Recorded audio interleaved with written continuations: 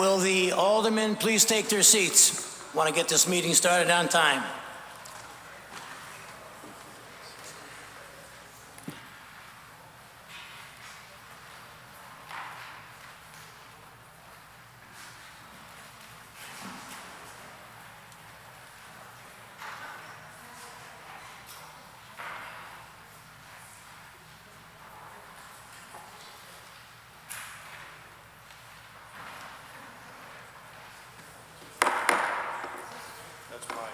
Good evening, ladies and gentlemen.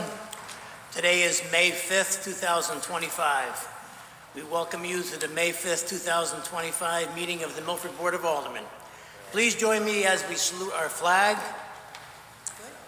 And after we salute our flag, I'm asking you to stand for a moment of silence for all of our servicemen and women who have lost their lives during serving our country, as this month is Memorial Day. And this is the day that we remember them. Thank you.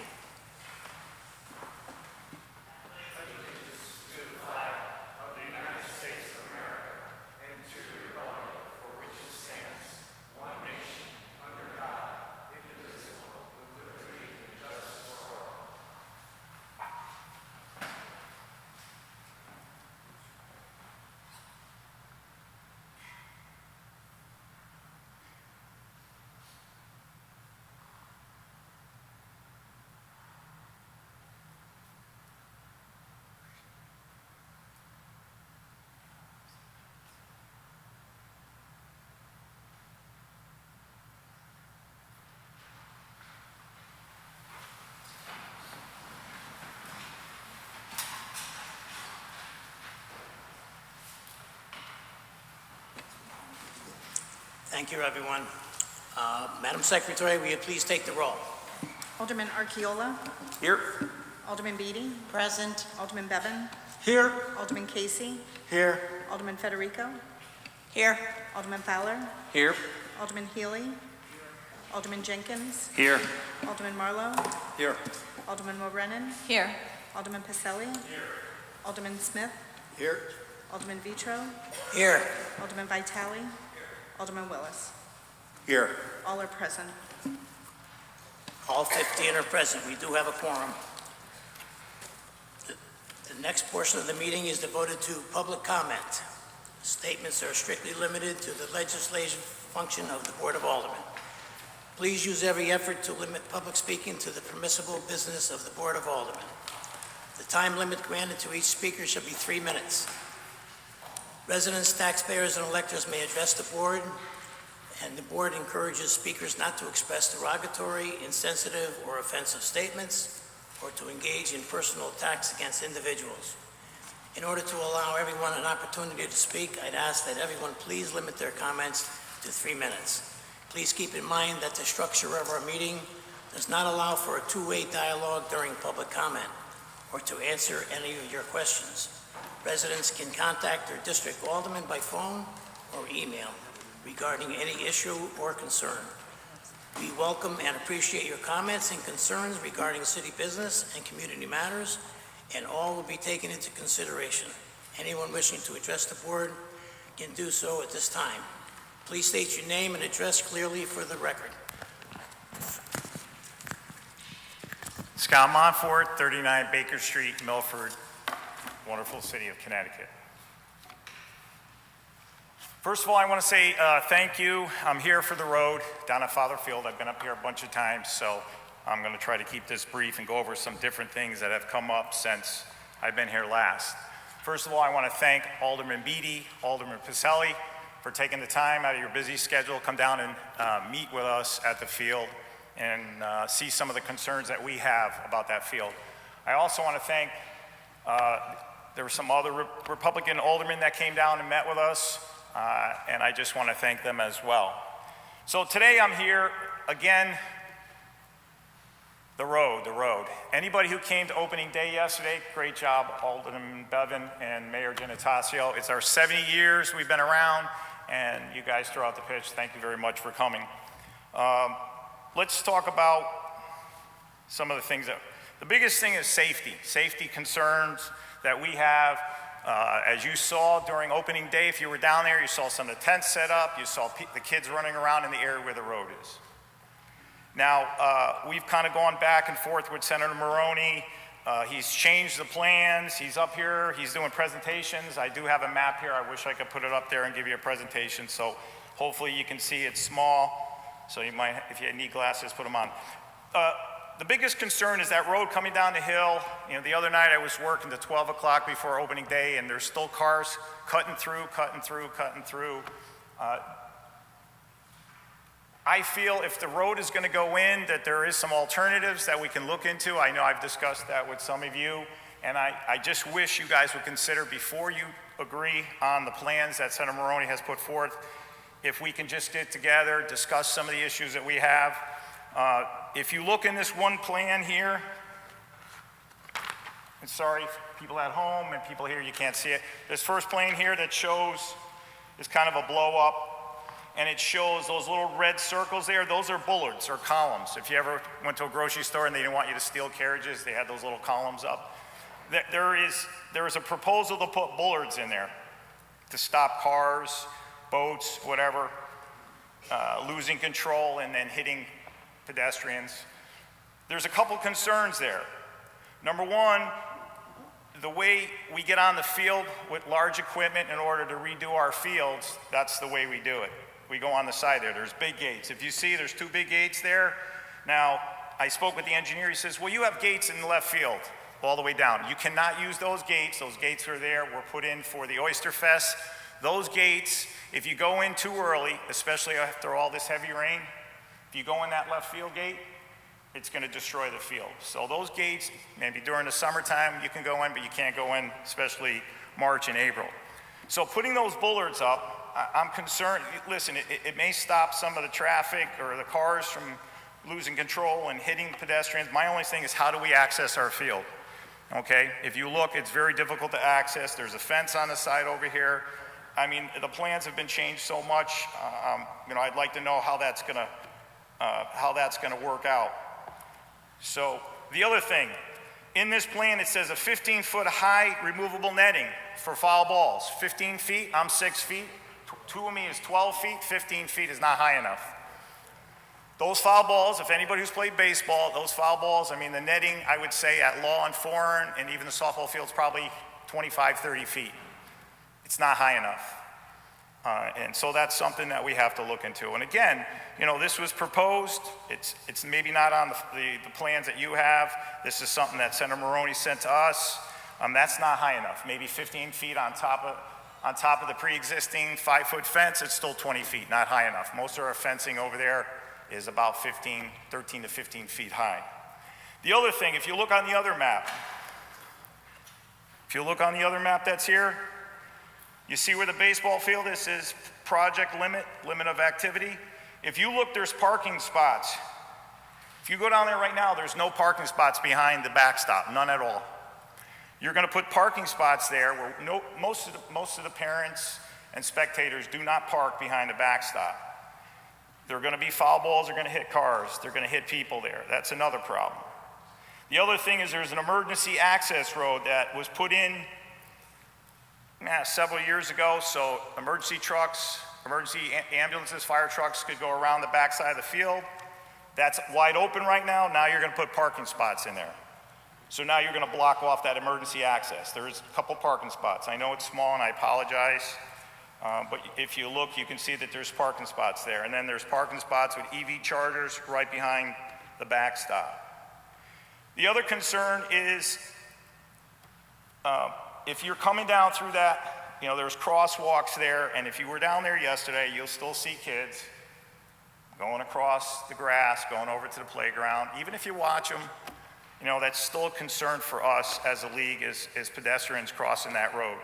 It's going to be, if it's straight, they use it now. I've had people come up and say, oh yeah, I use it to cut through so they don't have to deal with the traffic on New Haven Avenue. So it's going to be a cut through. You know, I had said another option. Hey, Scott, you're going to sum it up, right? Yes. One other option I thought that would make sense is maybe making it a cul-de-sac, a dead end. Dead end the road, just pick a ball, baseball people going into that parking lot. emergency egress gates so the fire and EMS can get through, and making Shipyard Lane 2 ways. That is something to consider, but I ask you guys, at least before this gets put through, that you consider the league and basketball and pickleball people to be involved with the plans, the final plans, before they're finalized. Again, thank you very much.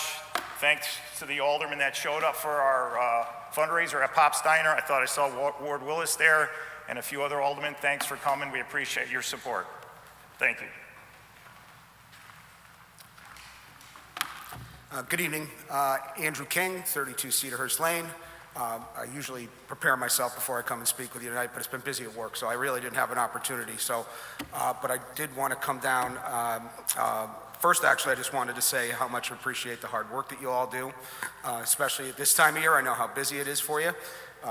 Same goes for Mayor Gennatasio and our City Clerk, Pete Smith.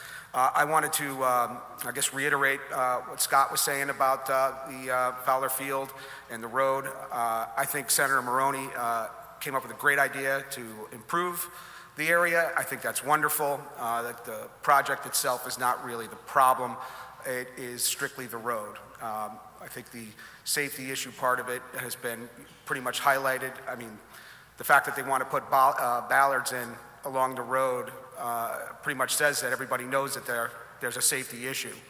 But there's been certain things that have been said about the project, that the police report on the road, they cleared it, but that police report doesn't really take into account the fact that there's kids all running back and forth in between the fields and the playgrounds.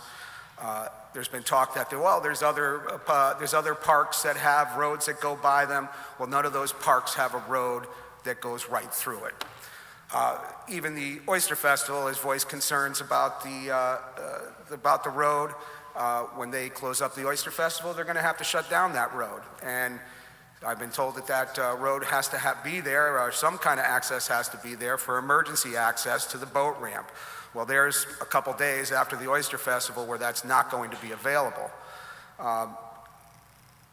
There's also talk of, the parking spots. I know we're going to lose at least 3 parking spots down there. Could be as much as 9 with electric charging stations too. We just had a situation over on West River Street where the businesses over there lost 2 parking spots, and it was a very big deal. And I'll just leave you with with this final thought on the situation. Well, 2 really. All we're really looking for is public comment on this, some kind of public involvement, a pause here to talk about the road.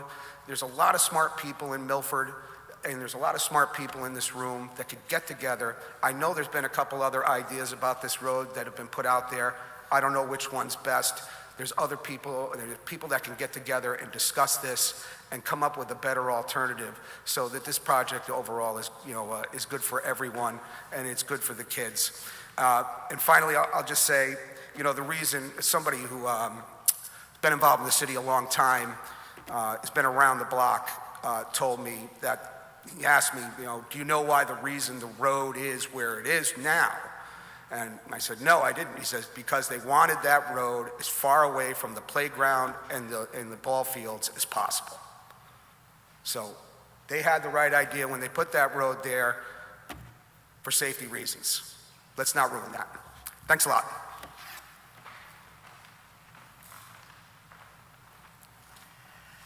Good evening, members of the board. My name is Cara Flanery. I live at 41 North Street.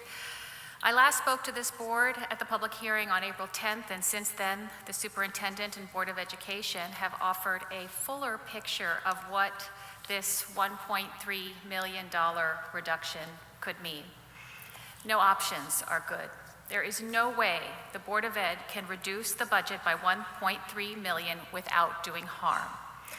I watched your hearing with Superintendent Kataya, and I respect the seriousness with which you approach your role as decision makers and guardians of taxpayer dollars. I also appreciate your willingness to engage constituents in two-way conversation in the last few weeks.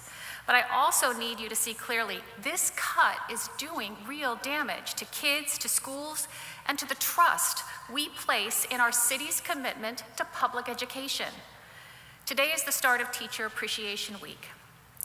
What message are we saying? What message are we sending when we compel the administration to lay off the newest members of our teaching force, the same educators we worked so hard to recruit? What message does that send to any teacher about how much they're valued in Milford?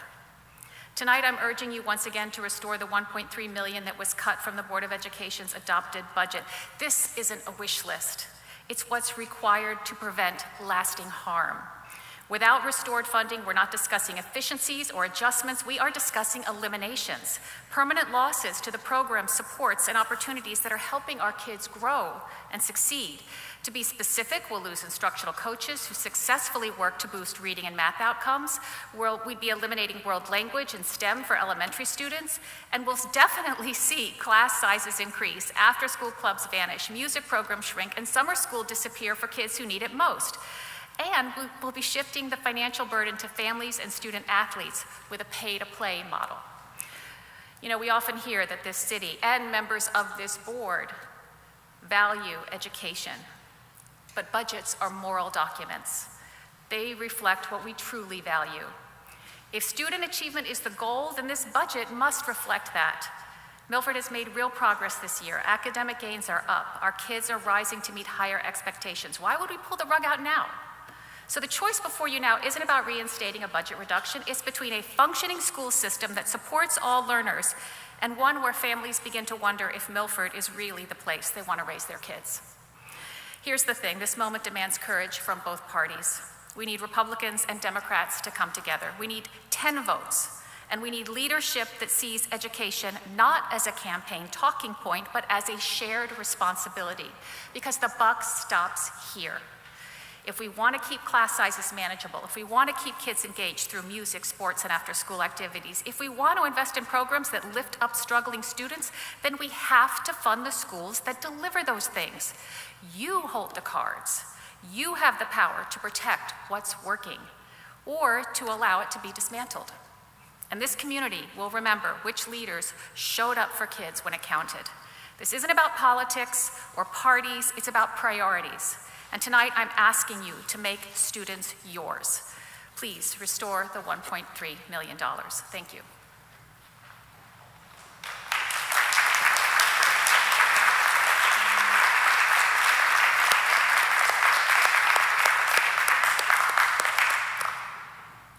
Good evening, board members. I'm Sky Cornell at 14 Bonsaline Street. And I know this is a big week of meetings, so I appreciate the opportunity to be here again to show support for our education budget. I also want to take a minute. I know there were many elected officials at the Mental Health Awareness Fair over the weekend. I really appreciate that, the words, the statements that were made. I think it's really meaningful when the leaders in our community show up and make that show of support for our students in our community. So, thank you so much. I support everything that Cara said. All of the programs that are being considered, there aren't any good options on the table. But I just also wanted to talk about from a different perspective. So over the last few years, this board and our community has really asked a lot of our school district, and I think that's right. There should be a dialogue. This is taxpayer money. It needs to be spent efficiently. But we've asked for things like a long-term plan for facilities. That is happening. So many of you, so many of our community members are engaged in that. And it seems clear that no one wants rushed or forced school closures. You've asked for academic progress. And the data that I've seen shows that we're moving in the right direction in the majority of the grades. Is there more work ahead? Certainly, there is going to always be continued work, but we're moving in the right direction, and more importantly, there are clear plans that I saw in the presentations that are related to math, to literacy, to science, to keep that progress, to chart a path forward and keep that progress going. We've asked for other things. You've asked for efficiencies. I saw $600,000 in the presentation when Dr. Kataya presented to this board.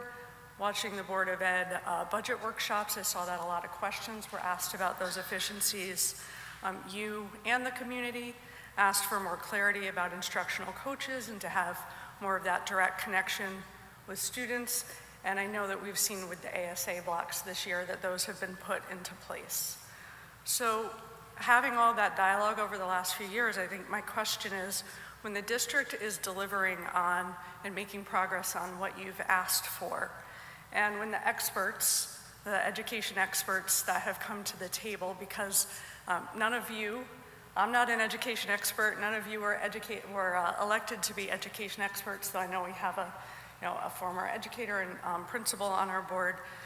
When they clearly tell us as a community and you as leaders what it takes to maintain, just to maintain what we're doing and to continue to make progress there, then we need to fund that. We need to find a way to come together to fund that, because otherwise what we're seeing is that people are trying to say publicly that they support education, but then they don't back that up with the funding that we need to make the progress in the goalposts that we set. And having watched the presentation from Dr. Kataya, I'm really alarmed about some of the suggestions. Things like pausing professional development for a year, or pausing curriculum development for a year. Like, that's a foundation of quality and of moving forward with the academic progress. I think no district that is really serious about that would consider something like pausing professional development. And any teacher that wants to be developed, that is a professional, is not going to come to our district if we start, dismantling these things. So I think that when we see a district that is really listening and responding and moving forward, we have to fund what the experts tell us that is needed. Otherwise, we're dismantling the progress. We're very directly dismantling the progress that we've made. So thank you again. Thank you for your service. And I'm hopeful, I remain hopeful that we can have a majority of leaders come together on this board to restore some funds. One last thing I will say, I'm in support of Founders Walk. I'm in support of improvements of Founders Walk. And I've heard a lot of people talk about beautification. The things I'm in support, and I think that's great, but that's not what I'm mainly in support of. I'm really in support of the safety improvements, the improvements to address the driving patterns, the flooding. I mean, look at this rain. We know what it's going to be like back there tomorrow and over the next few days after the rain stops if we don't address that flooding. Of course, I'm in support of things like higher netting and other things that need to happen, but I really think we need to leverage the state funding and address some of the very real issues over behind the library at Founders Walk. Thank you.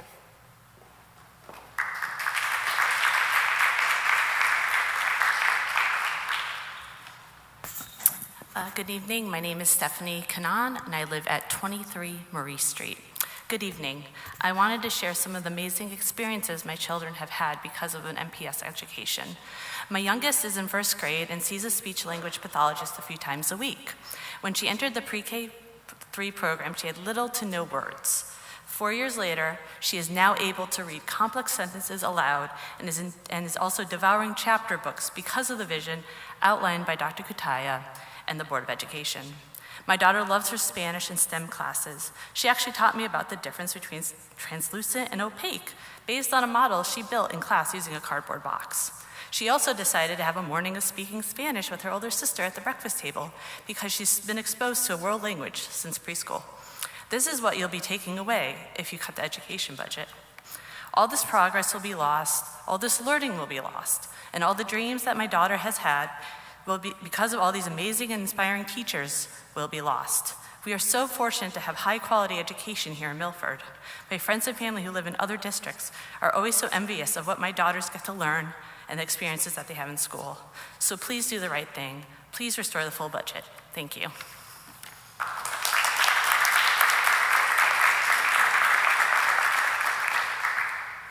My name is Katrina Stem, 185 Nettleton Avenue.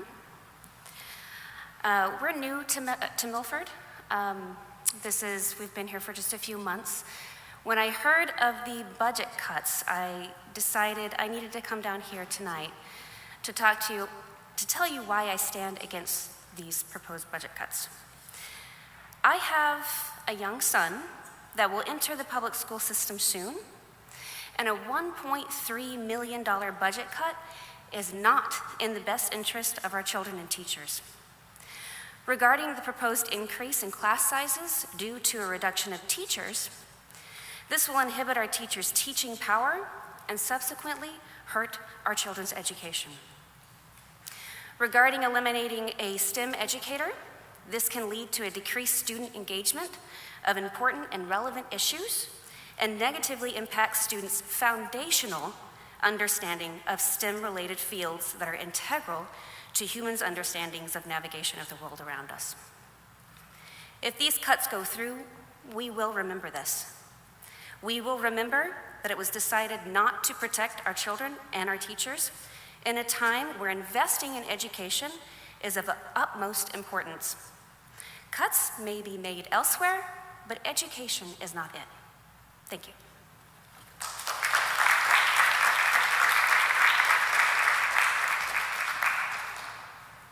Thank you, Board of Aldermen.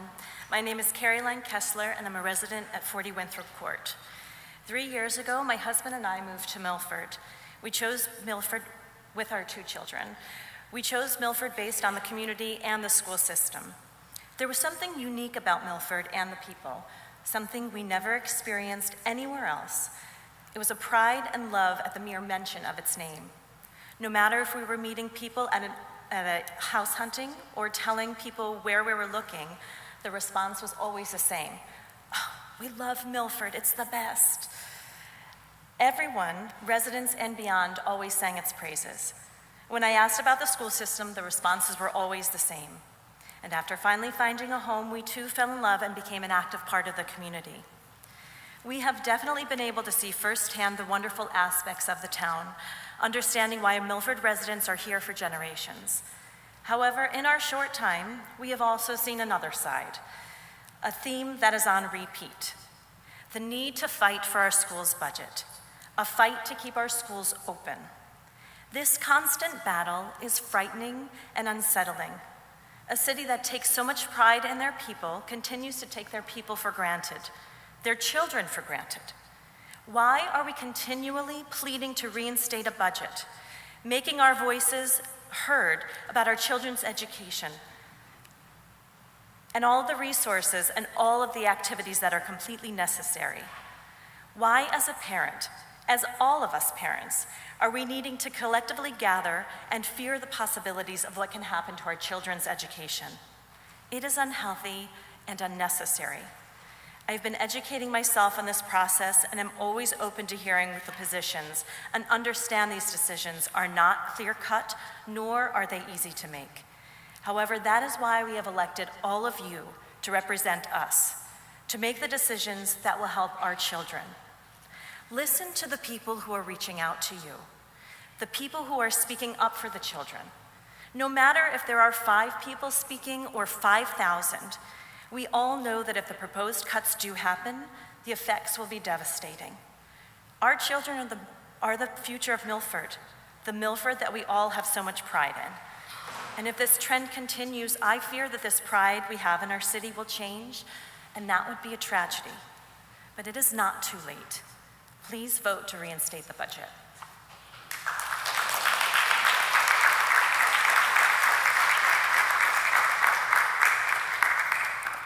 Hi, everybody. My name is Kathy Benetti, and my address is 157 Seaside Avenue. But to be honest, I also live at 20 Evergreen Avenue, as I've been the new director of the Milford United Way for almost a year. I'm here tonight to speak with you as we all prepare for the annual city budget deliberations that will be considered by all of you this week. Given the current federal funding unknowns across the country, I know that much of the need for support for nonprofit agencies will be placed on the shoulders of their local municipalities, just like ours. During the past few weeks, I know you have heard the presentations from our friends at the Bethel Center, Milford Senior Citizen Center, Council on Aging, Bridges, Boys and Girls Club, the MAC, Human Services Department, the Milford Public Library, and the Literacy Volunteers of Southern Connecticut, among others. All of these agencies have line items in the city's budget, And given the outstanding work they do, much of which is directly connected to the work of Milford United Way, I urge you to fund them at their full ask. As you likely know, the Milford United Way supports all of these, whether in the form of funding, participating in meetings with them on a broader scale, or simply helping them publicize their fundraising and collection drives for items in need through our social media outlets. We do this lovingly and enthusiastically as a part of our local network that helps Milford citizens who are in need. Please keep in mind, however, that the Milford United Way does not have a line item in the city budget, and we rely on our own fundraising efforts to provide much needed support to many of these and several others across the community, such as the YMCA, the Storehouse Project, Purple Pantries, the Rape Crisis Center, and many more. In addition, we help individuals who simply walk through our door every day on a case-by-case basis, whether they need food, shelter, or other services. As an example, we distributed more than 12,000 diapers in 2024 for free to individuals in need through our diaper bank. 12,000. That said, I would like to ask for your help on our upcoming and crucial fundraising event, the annual Milford United Way Duck Race. Our duck race will take place on Saturday, June 7th from 10 to 2. This event, if you've been before, draws thousands of people and families to our beautiful downtown area, where up to 10,000 rubber ducks are dumped over the Fowler Memorial Bridge at approximately 12 noon, with ticket holders having the chance to win more than 50 prizes. Some are cash, some are for items, some are for gift cards for businesses across the state. You may purchase a ticket for a duck, become a sponsor, or maybe purchase an I Got Ducked sign, like you may see outside City Hall. The choice is yours. Please know that whatever way you choose to support us, your dollars help the growing need in Milford. All you need to do is to visit our website, unitedwayofmilford.org, and click on the 2025 Duck Race link at the top. Thank you for your support, and thank you for your continued work in making Milford one of the most desirable locations anywhere. Thanks so much.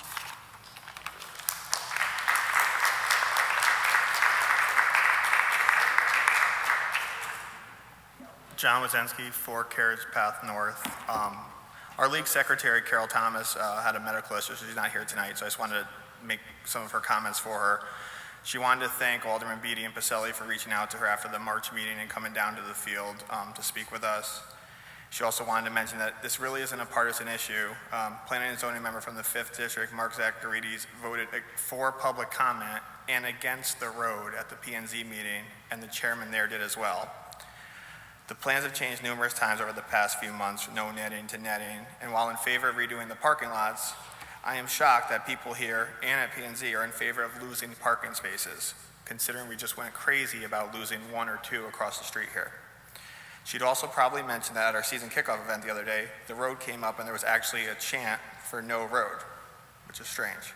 And my personal comment about the road, and Scott made most of them, if the road was always safe, why are we adding the bollards now?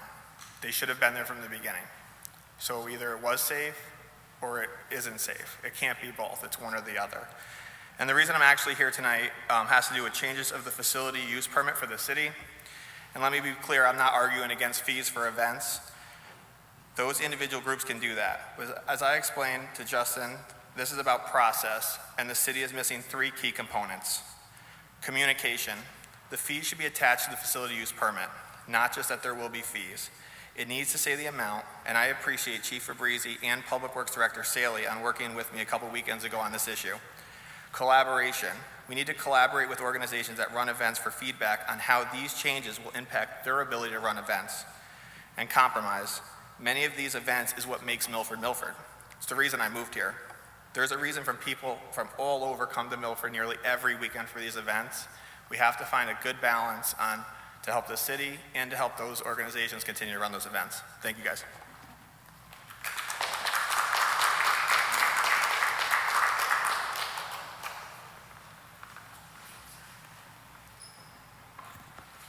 Hello, my name is Nicole Flowers and I reside at 54 Maple Street. I'm here tonight to support our education system, which encompasses our children, teachers, and all those who support them in the classroom and administratively. I want to start by commending the young people who spoke at our last Board of Aldermen meeting. I think as a town, we should be thrilled that our young people are coming to something like this and speaking up for something that they believe in. We currently have a daughter attending first grade at Orange Avenue Elementary and a 3-year-old in preschool who will one day attend Orange Ave. We are now on year 3 of the Board of Finance not fully funding our schools. I truly wish that the Board of Finance and the majority of you can see the investment in our schools as the limitless opportunities we are offering the next generation. Education is power. Education is the backbone of a community. You fail at education, you fail not only the kids, but the community as a whole. And while some have indicated that there are easily 1.3 million in cuts available to our Board of Ed, I just simply don't believe that it's that simple. And I don't believe that the hard decisions that will be made if our budget is not fully funded or partially funded won't negatively affect our children attending school in Milford and our teachers. Personally, we currently have a new teacher for my daughter's first grade. I can tell you she is a gift to the Milford public school system, and she would be considered one of those first in, first out scenarios. And that's devastating for her on many levels, but as a community, we should be grateful that she chose Milford to be where she wants to be to educate. Our teachers should be celebrated, supported, and rewarded, and not made to feel as though they are not needed for budget reasons and easily put on a chopping block. I have gotten a sense that some feel that the Board of Education is taking too long to make their decisions about the long-range facilities plan. I attended both community conversations, and I believe that this process is unfolding thoughtfully, and I personally appreciate the public involvement and input. For example, I never thought that I would consider a one high school model, nor would I have ever thought that that might be a scenario to consider. The public deserves this process to be thoughtfully considered and planned, and I find it a bit concerning that the BOE that some may be looking at the Board of Ed as not moving fast enough. This plan is ultimately going to impact all of our Milford families. School closures and redistricting are going to be incredibly hard for our children and our community. And I would hope that there is compassion for this process and appreciation that we have a Board of Ed that is not arbitrarily just closing our schools. And finally, I think it's important to state that we aren't talking about school closures because our enrollment is rapidly declining. We are talking about closing schools because they are aging and it has become expensive to maintain them. When you look at the district-wide projections in the long-range facilities plan, our enrollment is currently in a dip. But the prediction is that starting in 2027, 2028, our enrollment begins to steadily increase over the next 10 years. And when you look at the incoming kindergarten classes, they are increasing, not decreasing. I thank you all very much for your time, and I hope as a whole you are all able to come together and vote in support of our children.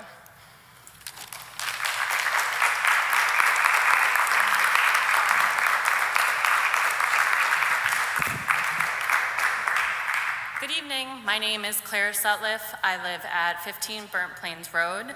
I had not planned on speaking. Forgive me if I get a little flustered. I stand here to make one point. I've attended the last meeting, the Board of Education meeting, and there's a point that I think is getting lost. We keep talking about the 400 children of Harborside who will be affected if Harborside closes, but that's not the real number. The 400 students of Harborside will be affected, the students of East Shore and West Shore will be affected because they will be absorbing those students and it will be disrupting them just as much as it's disrupting the kids of Harborside. And if we put that aside and consider maybe Harborside doesn't end up closing, then all of the children of Milford are affected by this. I have a first grader in class with Nicole's daughter. He loves his teacher. Again, she would fall under this last in, first out. She is young, she is energetic, and she's excited to be a teacher in Milford. At the beginning of the school year, Oliver had no interest in reading. Now he's begging to go to the library for chapter books so he can go talk to Ms. Spears about what he's learning. And selfishly, that is my little microcosm of what this will affect. I have a niece and nephew at East Shore. They will be affected. I have a nephew at Foreign. He will be affected. That's 4 kids, again, in my little network. If we think of all of the children of Milford, this is a ripple effect. I implore you to think about all of the kids, not just the 400 that have been talked about, when you think about restoring the budget and how you vote. Thank you.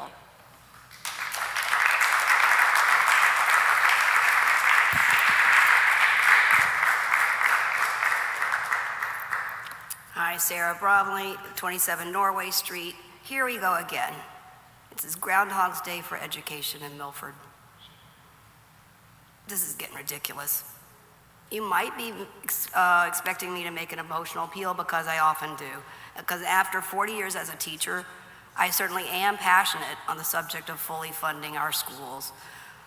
But I'm not going to do that tonight, because if kids in their pajamas up past their bedtimes year after year coming in here haven't moved you enough to make this conversation unnecessary each year, nothing I can say is going to tug heartstrings. So I'm going to talk about something that maybe you care about more. Maybe, I'm not saying each of you, but what do you care about? What will move the dial on this? The bottom line in this conversation to me is more than even the children and the parents. All of that is so important. But what about the fact that the economic prosperity of Milford is at stake? Prosperity versus stagnation, and data will support this. People come to Milford for its excellent schools. That's the #1 reason people come to Milford. The most desirable communities are those with the best school systems. This is all interconnected. Our well-being, our economic well-being is connected to this.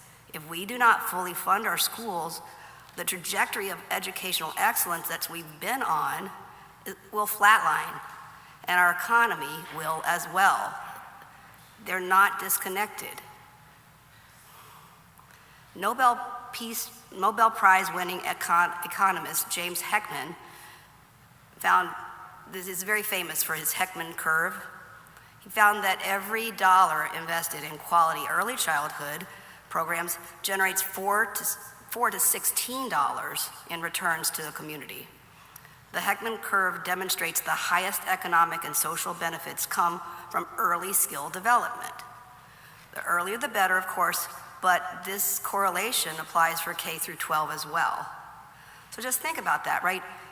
We need to invest in, we talk about investing in infrastructure and all kinds of other things, and investing in our children is going to pay us back. We cannot afford to not invest and fully support our children, our schools, and our community. Last year we had business owners coming, firefighters. We're all connected. It's not just parents and teachers who care about this.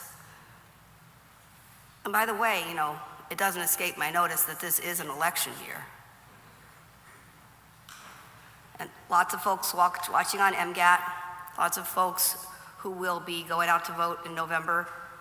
And I'll be talking to my friends about why are you voting? Are you an environment voter? Are you what's your issue? What brings you to the polls? And I'm willing to bet that a lot of them will be, like me, education voters. I will be voting for candidates who who do more than give lip service, but who actually take a stand for education. We're all here, you know, not everybody here in red, you know, who supports schools is in the red shirt, but you need to do more than just give lip service, and we can figure this out. We need legislators, municipal leaders who are going to take a stand for education, and supporting our school budget is how to do that. So we'll be paying attention. Thank you.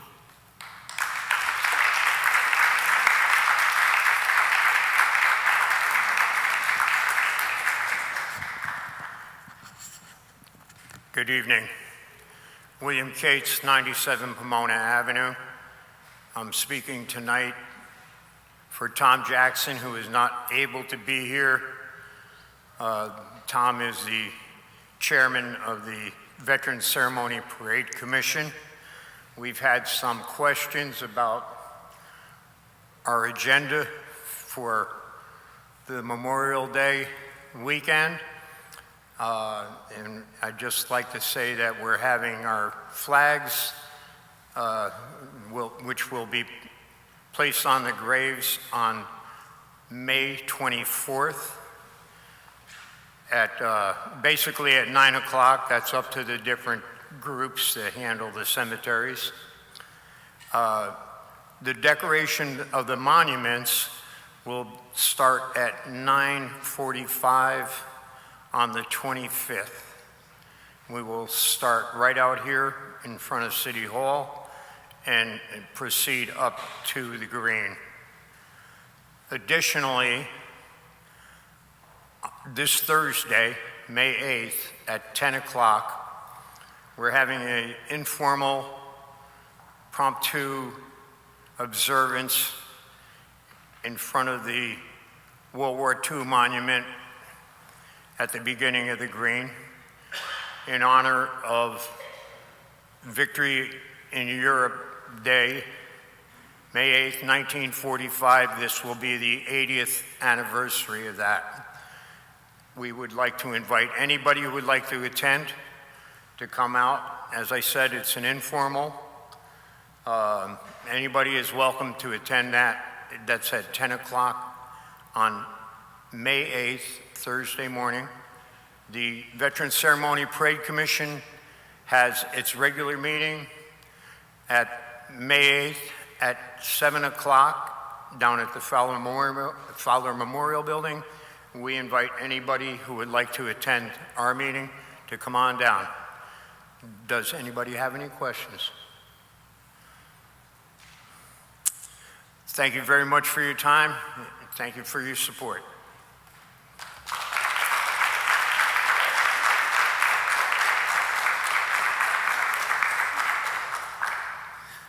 Good evening, James Moroni, 10 Grove Street.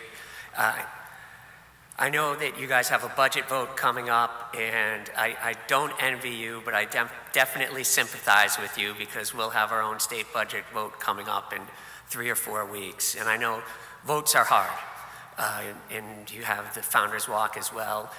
Votes are tough because you can only vote yes or no. You can't vote kind of or sort of. And so thank you for putting yourself out there. I just want to reiterate what Cara Flanery had said, in that budgets are moral documents. And I've heard it said that, show me your budget and I'll tell you your priorities. And I think that it's important that we prioritize strong public schools in our community. Strong public schools are the backbone of a strong community. One of the cuts that was mentioned were the learning coaches, and we can't forget that these children who are there have gone through a pandemic, and they're still making up for learning loss. And the learning coaches and tutoring are critical to helping them make up for that learning loss. I also wanted to talk about Founders Walk. You've heard that the plans have changed several times. I know you were presented with another recent plan, and that's because we've done our best to talk to people and incorporate their changes as they've come to us. We've worked this week. I emailed the residents of the condos over there to see, did we make the changes for them? And I said that I did, and told them about another new change that we're going to be able to make, in that we're going to put another traffic calming measure that hadn't been brought to you before. Part of the road will become a cobblestone road because that's been proven to slow traffic and act effectively as a rumble strip to slow people down. But we've spoken with the library throughout the process, and this has always been about this safety, and that's why the library has been so involved. Spoke with the Little League, and the same plan that was handed to you, we emailed to both the Junior Major League and the Oyster Festival, and the Oyster Festival got back to us that that plan, by email, that plan was not going to work for us, and so the engineer has been going back and forth with the Oyster Festival so that we can make sure we're not blocking out uses unintentionally. This is about improving the area and improving the safety. I also, when it comes to safety, I think we can all have our own opinions on what's going to make things better, but not all of us are experts. And we have to remember that this plan was designed by a traffic engineer who's an expert in traffic. It was approved by the Traffic Commission. It was reviewed and approved by the Office of the State Traffic Authority.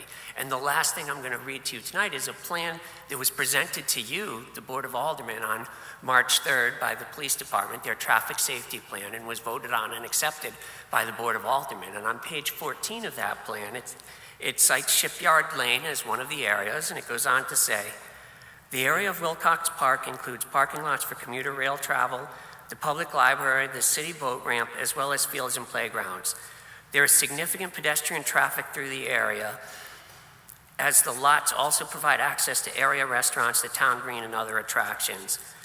The city is in the process of re-engineering Shipyard Lane, which gives access to all the above-mentioned lots as well as the boat ramp.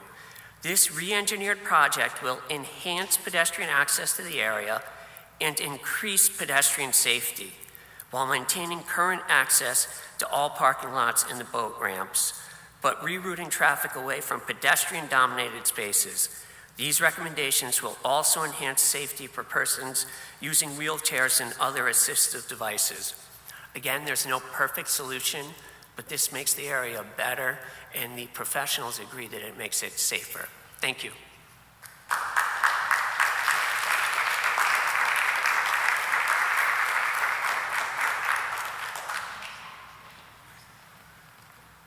Hi, I'm Kelly Thompson. I live at 113 Juniper Drive. I'm standing here as a deeply disappointed parent and a resident of Milford regarding the proposed closure of Harbor Middle Side School, the highest performing and yet most underfunded middle school in our city. This decision not only lacks foresight, but it sends a chilling message to our students, teachers, and community at large. Work hard, excel despite the odds, and we'll shut you down anyways. HMS is a model of what public education should be, not because it was handed resources on a silver platter, but because its educators, staff, students, and families work tirelessly to achieve excellence in spite of the city's neglect. To target the school for closure is not just unjust, it's downright shameful. My daughter's in 6th grade, she has straight A's, loves her teachers, classes, extracurricular activities and opportunities, and friends, all at HMS. Are we now penalizing success? What exactly are you telling our children? That their efforts are disposable, that their dedication and results don't matter? Let's call this what it is, a failure of leadership. Instead of investing in success, you're dismantling it. Instead of lifting up a school, you're erasing it. Make no mistake, you're not just closing a school, you're closing opportunities. You're undermining trust, especially since given the town has had many meetings regarding changes of the future, especially given that the town has held multiple meetings claiming that any changes to the future of Milford schools were years away, not months. If you care about equity and wanted to middle school system, the plan would be to close the least performing school and put those students in the 2 higher performing schools to balance out the equity issue, not close the best performing school and hope it makes 2 of the same performing schools. In reality, by closing HMS, you would likely get the same disparity that exists today between the lowest and highest performing middle schools. There's still time to change course. I urge you to consider what kind of legacy you want to leave Milford children. Because right now it looks like the legacy is work hard, do everything right, and lose everything anyway. Do better, our kids deserve better. Please change course and fully fund the school budget. Thank you very much for your time.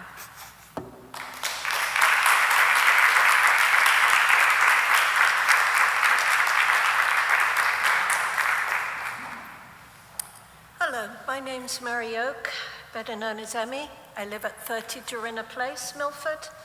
As you all know, I'm an advocate for education. I just want to point out that every single person that's come up here has pointed out a different reason to keep the school system funded. All very good points brought forward for each of you to consider. I know it's not an easy decision. I am somebody that does not have children or grandchildren.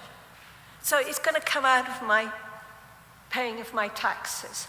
I'm willing to pay that extra because I care about education, because of my own experience with my disability as a dyslexic. Now, if you've got plenty of money, you can pay for private education. But the majority of people that live in Milford are not in that position. They're dependent on your public school system. So please fund it. I want to see them educated to have a chance. If classes are expanded, classes done away with, each child does not come the same way of strengths and weaknesses. They're all different. I know when I was younger, until I found out I was dyslexic, what I excelled in was in all sports. I was on a tennis team, a swimming team, a basketball team. I was a runner, I was a jumper, I was a dancer for many years. And that was purely, I didn't have to deal with the written word. Besides that, I excelled in the arts, whether it was pottery, drawing, painting, textile type of things. Now, if you're going to dismantle the non-curriculum that has to be done of mathematics, science, and history, and English, and you take all the fun stuff that stimulate kids for them to relax a bit from one class to another, sooner or later, some of them will not turn up to school and will be absent. They won't be educated at all. And you'll have more unemployment, more homeless, more hungry. All of that costs even more money to support, and it brings down the whole town. So please fund education for the kids. Give them a future. Thank you.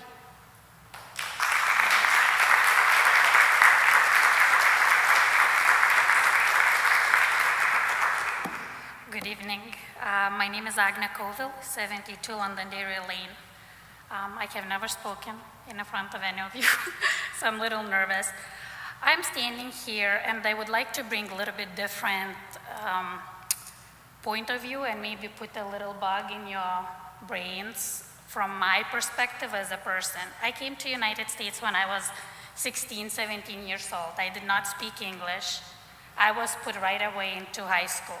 In 2 years, I graduated high school with no difficulties, with average grades. It's not because I'm smart. I just want to put the bug. We think that United States or Milford, Connecticut education is very good. It's not. My friends and I have 2 kids in public schools. One is in 5th grade, another one is junior in foreign. And I have friends whose children are the same age. And we as a parents have a discussion where we're gonna let our children go to college, what the plan. And for my child or my friend's children to go to Europe, where I'm from, to go to college, they have to have every single class here in Connecticut, in Milford, as an AP class, to be able to apply for college in their country where the parents are from. That's a lot of pressure for our students. That's a lot of pressure for my kid. So my kid going back to Europe now, go to college, he wouldn't be able to because he doesn't have all EP classes. So what I'm saying to put the bug in your ears, but when you guys think about cutting $1.3 million from public education to help our students while our schools are drowning, our food budgets are drowning, our buildings are drowning, is really not helping our students, is not helping parents, and it's not helping our community. 1.3 million in a town budget is not a lot of money. When you think it's not, and how I know this, I work for the state. I do contracts and grants for the state. That's not a lot of money. 1.3 million is not gonna cover a lot of stuff in Milford. However, it will cover a lot of stuff for public education. It will cover a lot of for teachers, for classroom stuff, for schools.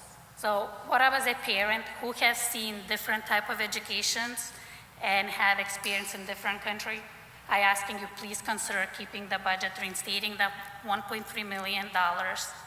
If it's not for what Dr. Kutaya wants, maybe there can be a different plan where the money can be go, but that would go to Board of Education, because 1.3 million is not gonna do much for the town, but will do a lot for our children.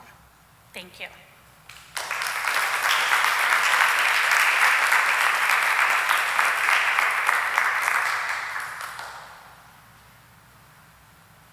Anyone else wishing to address the board can do so at this time.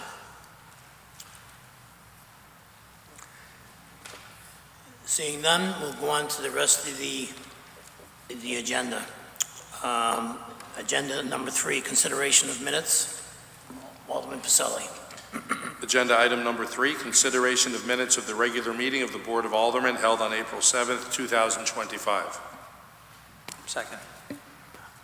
Motion is made and seconded. Is there any discussion? Hearing none, all in favor? Opposed? Motion passes unanimously.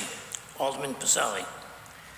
Consideration of minutes of special organization meeting. There wasn't any. Chairman's report and recommendations. I wish all the mothers on this board and all the mothers out there a very happy Mother's Day. And also please remember all of our heroes who served in the military, who paid the ultimate sacrifice for our country on this month's Memorial Day.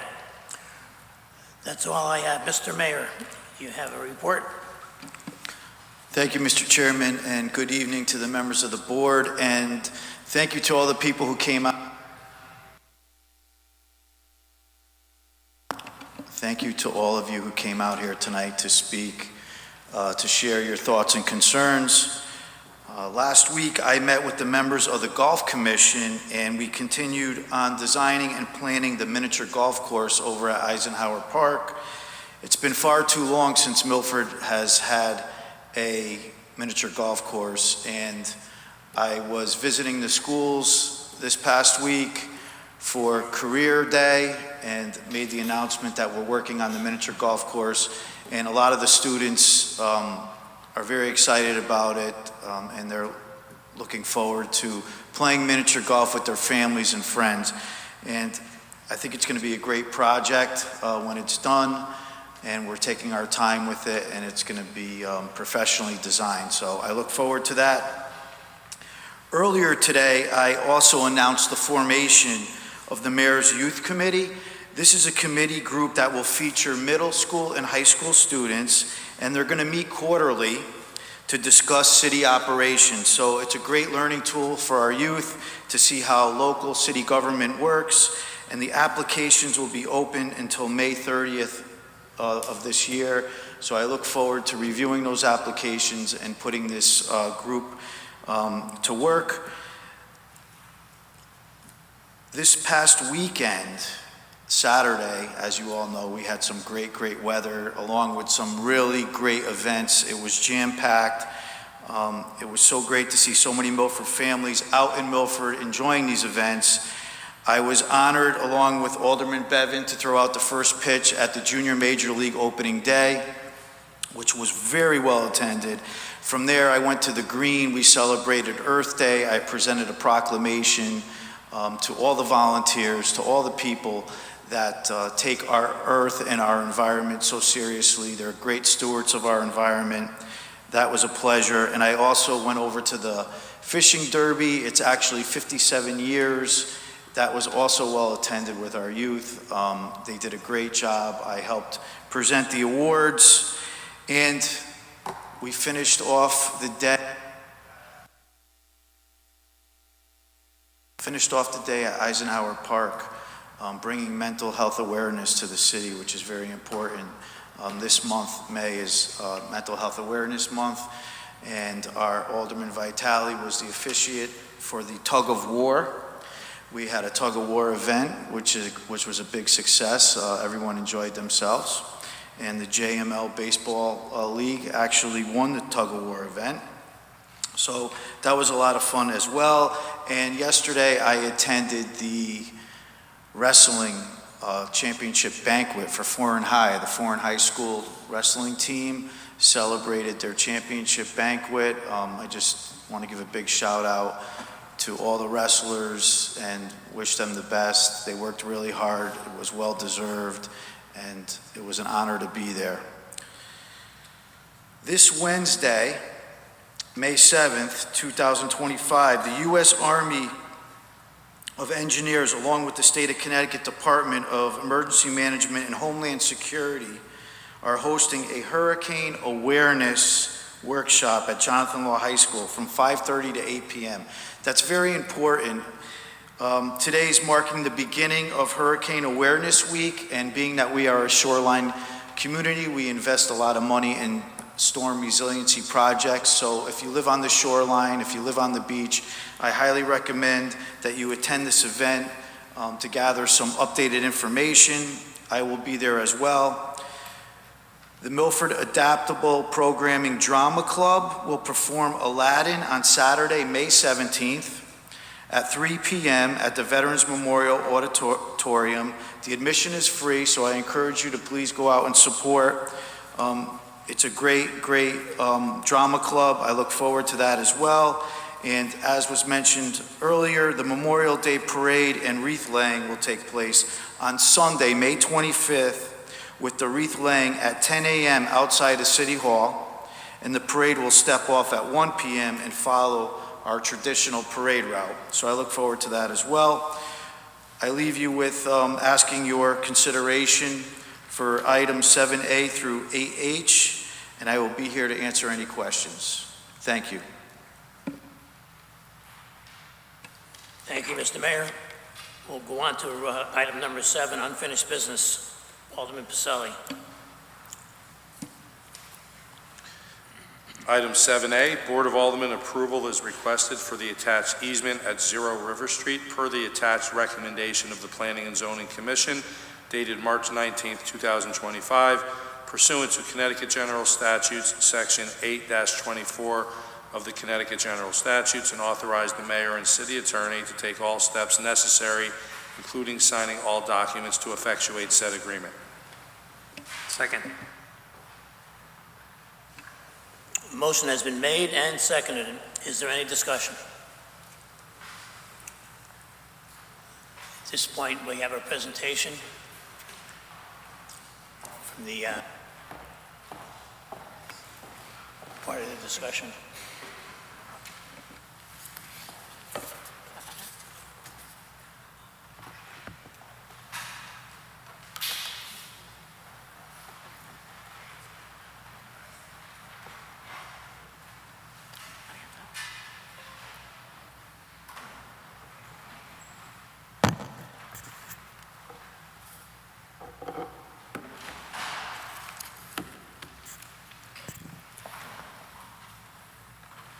Good evening, Mr. Chairman, members of the Board of Aldermen, Mr. Mayor, and staff. My name is Jody Driscoll. I'm an attorney at Harris Beach, Martha Carolina, and we represent the United Illuminating. We are back before you this evening with respect to 3 easements that the United Illuminating requested from the City of Milford with respect to 3 properties located in the city: 0 River Street, 0 Prospect Street, and 0 Old Gate Lane, in connection with UI's Milvan to West River Railroad Transmission Line 115 kV rebuild project. When we met with you back in April, we introduced the 3 easements to the board and gave you some background information regarding the Milvan to West River Railroad Transmission Line project. As you recall, the 3 easements were tabled for UI to provide additional materials for your consideration. Since that meeting, we've prepared and shared with you a PowerPoint presentation that we'll share on the screen shortly, a link to the Connecticut Siting Council docket regarding this project, If you had a chance to review that site, you may have seen copies of UI's initial application from February of 2022, along with copies of various reports, maps, drawings, communications with various municipalities, including the City of Milford, and agencies involved in the process, as well as notices of public hearings, transcripts from those hearings, and many additional documents. These materials that were provided demonstrate the various steps in the Connecticut siting parcel approval process for this project. Milford was actively involved in that process and was represented by outside counsel in that process. The City of Milford made suggestions for an alternative design of a portion of the project, which is known as Option J, which was implemented and included in the final project that was approved by the Connecticut Siting Council in August of 2022. You may also have noticed from reviewing those materials that the city was actually involved in the process long before the application was filed. Their communications started in October of 2020, with follow-up meetings in February of 2021 and January of 2022, as well as various communications with the residents and customers within Milford. We also provided you with drafts of 2 of the 3 easements. They're actually revised drafts in red line format, so you can see the changes that we proposed. Those changes came based on feedback we received from you at that meeting, as we understood that there was confusion over whether or not there would be any permanent structures located in the easement area. And we told you back in April that there would not be any poles or towers located in those easements, and we revised the documents to remove references to towers, poles, and related structures. Copies of those easements were provided to you, and I believe you saw them in your meeting agenda as well. As we noted back in April, we met with the Planning and Zoning Commission on March 18th of 2025 pursuant to the 8-24 Connecticut General Statutes. The Commission recommended these easements and referred these matters to you for approval. And we're here again this evening seeking your approval of those easements. We passed out copies of the easement maps before this meeting, as well as a copy of the PowerPoint presentation that we'll share with you. So you should have those in front of you, hopefully for easy reference.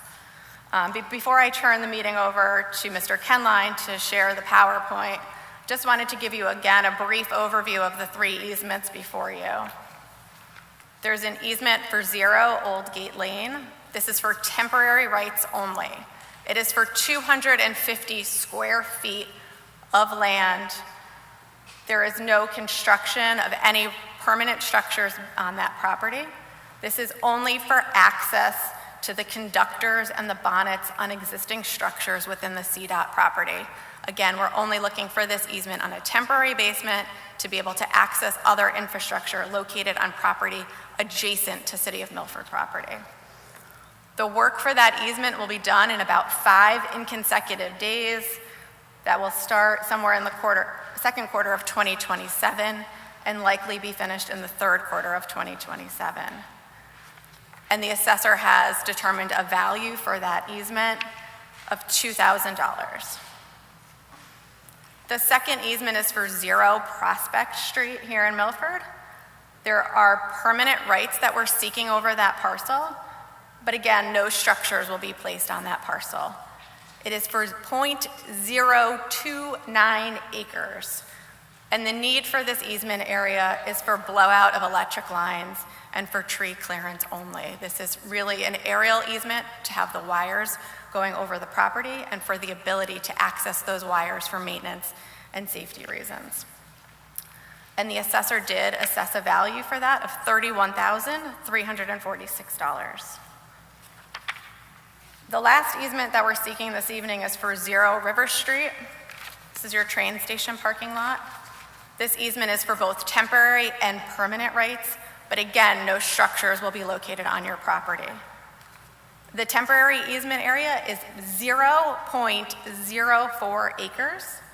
The need for this easement is to be able to install a work pad on city property while we're removing the existing bonnets located on the structures within the CDOT property.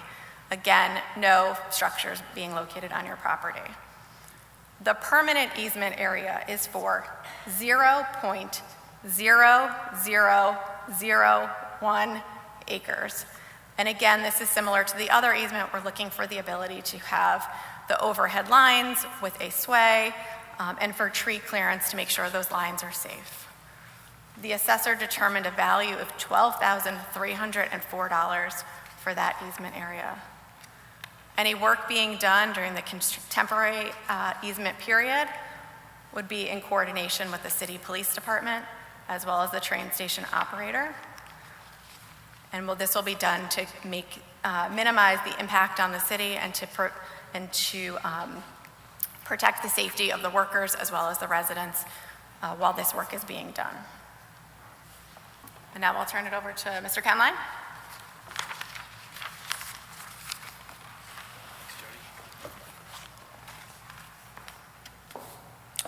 Good evening, everyone. Good to see you again. My name is Paul Kenline. I'm the project manager for the Milford West River Transmission Line Rebuild Project. Tonight, I'll be presenting the project need for these 3 easements while level setting everyone with some high-level project details, including the City of Milford's participation in the Connecticut Siting Council's process, similar to what Jody explained. This presentation is meant to be interactive, so feel free to stop me and also, with any questions or comments. Really just have like 5 slides, and the rest of the slides are the easement drawings. To kick things off, the 3 easements are specific to the Milford West River project only. The project is only from New Haven to Milford. This is within the railroad right-of-way. The project is 9.5 miles of double circuit conductor installation on the monopoles. And to date, 2 out of the 4 segments, we split the project up to 4 segments, were put into service and put into service on schedule and at budget.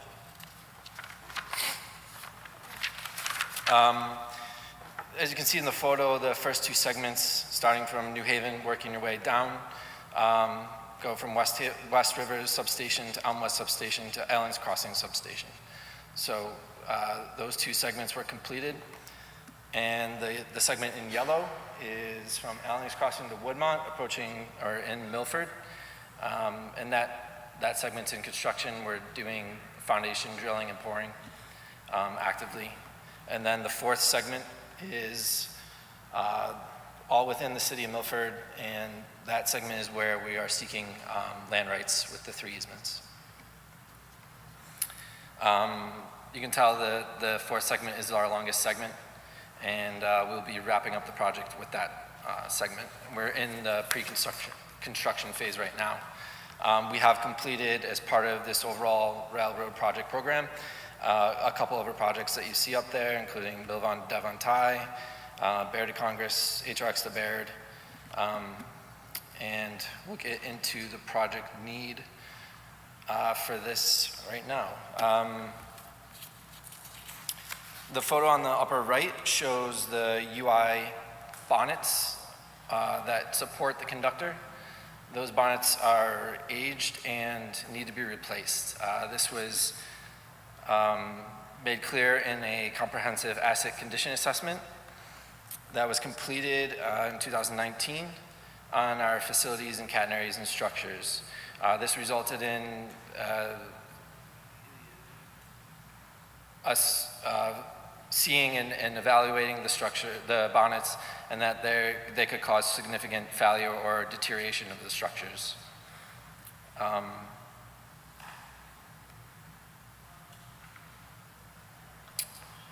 Well, some of the benefits to the community with replacement of the structures is more reliable, resilient power. That's the #1 focus of this project, is resiliency moving forward due to the aged infrastructure. Also aligning with the current national standards and safety codes, and to preserve safety within the adjacent right-of-way of the railroad, and to provide technology enhancements to the legacy system equipment. Oh, sorry. You said you wanted it interactive. I feel as if I'm Yes. interrupting you.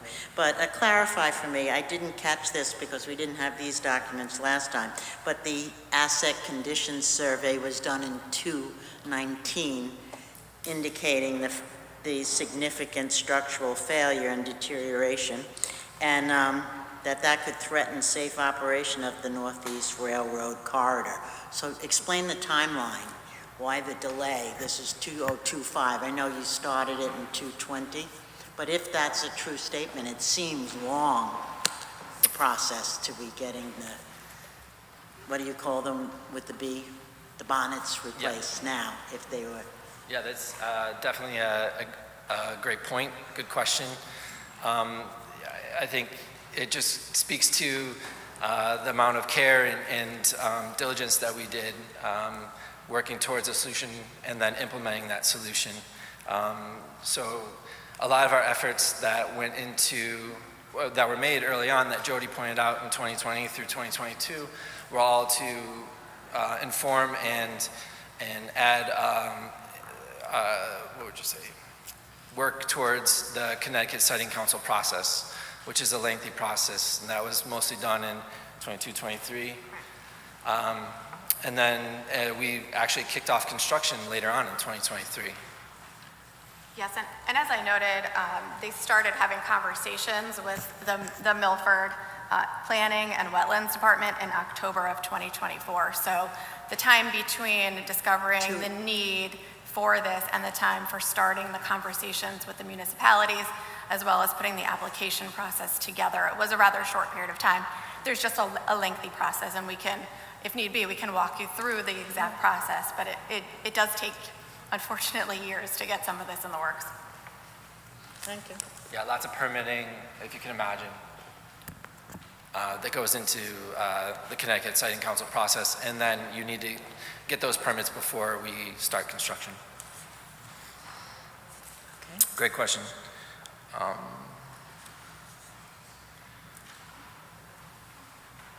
Right, so into the Connecticut Siting Council process, that's a good segue.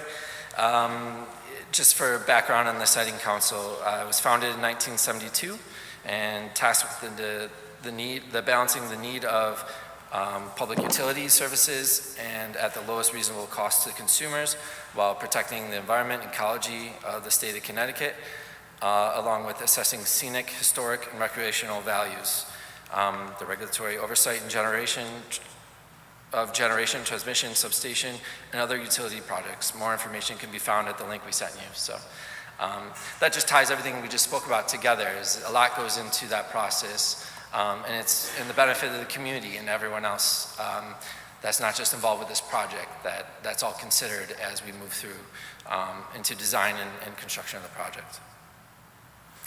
So the brief history of that process, we filed a municipal consultation in October of 2021 with the city of Milford, Orange, and West Haven and New Haven.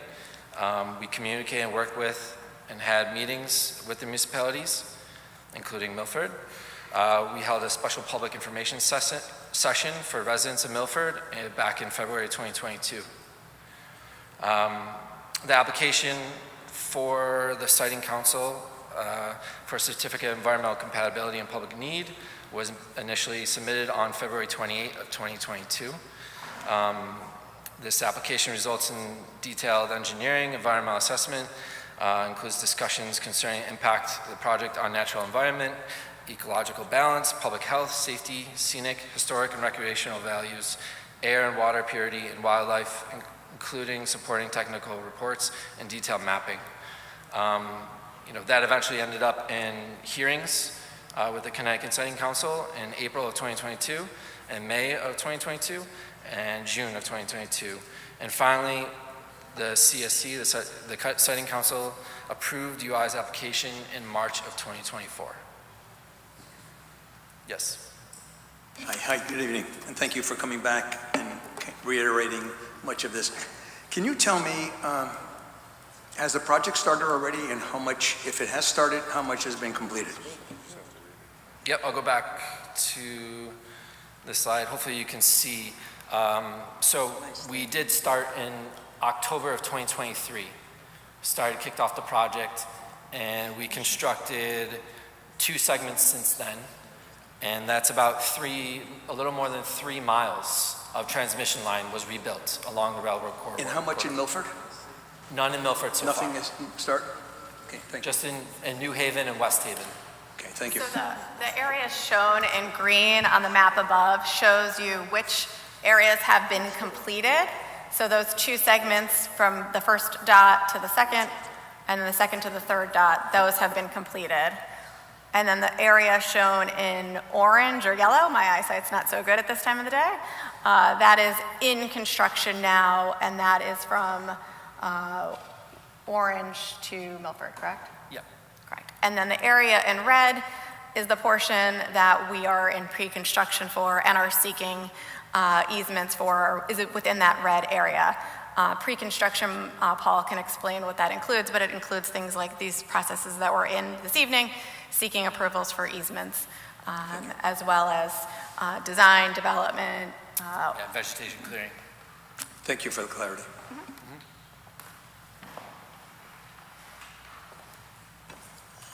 Let me know when you're done with your presentation so I can open it up for questions. You got it. One of the... Excuse me. Yeah. Let them finish with their presentation before anybody asks any questions. But he said it was to be interactive, so I want to, Let them finish with their presentation first. But that's not what he He wants. may be answering some of your questions. Yeah, I appreciate it. Just one more slide after this one. One of the items that we resolved through the Connecticut Siting Council process was looking at option J, which was redesigned specifically to support the city of Milford, minimizing visual impacts to historic structures in Milford. And I have slides that we can see some of the visualizations to support that. And then lastly, in 2024, we completed the development and management plan that was submitted to the Siting Council and approved as part of the process before construction. And then this is just an overview of what Jody had presented for the construction activities at the 3 different easements, and laying out that they're temporary or permanent and the size, just to easily see that for everyone. And that concludes the presentation. So I also have images of the specific easements if we want to go through them and look at them on the screens. Alderman Archeolo. Thank you, Mr. Chairman, through you. Thank you very much for the in-depth presentation and information. I'm reading the project map. Is there a pole that's going to be 175 feet tall? 175? Yes. I don't believe so. I think the highest is 160. Is this the map you're referencing? I couldn't hear you. I'm sorry, you said you were referencing a map? Yes, I'm sorry. Is it this map that we have on the screen now, or is it a different one? Because we provided 3. I have the large one on legal paper. There's 3 different ones on large legal paper, so we just want to make sure we're addressing the right one. This one's map showing easement area granted to United Illuminating Company.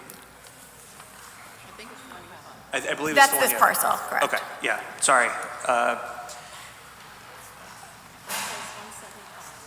Yeah, so there's a line that says 175 feet. There's actually no structures on this easement. What you see on the screen and in the paper in front of you, there's a rectangle with a diagonal line. That's for the temporary area. Right. And then there's a yellow highlighted area, which is the permanent area. There's no structures being installed in that area. You might be seeing a measurement as maybe what we think you. So I have a quick table with the structure. I know this was brought up at the last meeting, but I have a table with the structure height for the structures near the City of Milford train station. Starting with 912, that's the structure south of the easement that map you're referencing, 912. So the height of structure 912 is 131 feet to the top of the pole. And then it goes down from there as we move away more west. It goes to 126, then at the next structure, which is 910, and then you continue on to a pair of structures that are 111 And feet. are those current heights or the proposed heights? Proposed heights. Okay. So I'll show you. And what are the heights currently? Typical heights of the bonnets as they exist, like in this photo. Yep. I can make it bigger. They range from, what, 60 to 70? 60 to 70 feet. So nearly double. Right. It's Okay. about that. That seems like a lot. So we actually have a visualization showing what the structures would look like. This was the proposed condition, or sorry, the alternative condition, option A, and then this is option J that we discussed in the presentation that the city of Milford requested to lower the heights and eliminate a certain structure. So the 130. So this is the proposed condition that we'll be installing. So, for the design. okay, so the 130 feet is the compromise Yes. between you and the city? Okay. Okay, that seems, like that's going to be visible from the harbor. Like that'll, Well, I'm not sure where you'll be able to see it from, but it's you know, next to the train station, which already has those structures, like we said, 60, 70 feet. But it's in line with other infrastructure in that area in the corridor. So, I mean, it's obviously, I think, one of the better places to put it with minimizing impacts. And we did go through the process of looking at impacts from different areas throughout Milford, throughout the Connecticut Siting Council process. okay. That's it for now, thank you. And just, Alderman Marlowe. I'm sorry, just to clarify, I think you asked about a structure that you saw on the map. There is a structure on that map, but it is located not on the city property. I think you were maybe looking at where it's a proposed structure, P912N. Is that what you were asking about? There's a line, I believe the legend says that it's a proposed UI easement line that, and then there's a measurement to the left of it. Okay, I'm sorry. So that's just a measurement of from one point from the surveyor did to another. So it's Understood. just it has nothing to do with the height of Very anything. good. Didn't know if we were It's going- on the ground when they measure from point A to point B to Understood. give a legal description of the land. Okay, okay, thank you. And sorry, I might have, you know, my explanation on the height wasn't very good.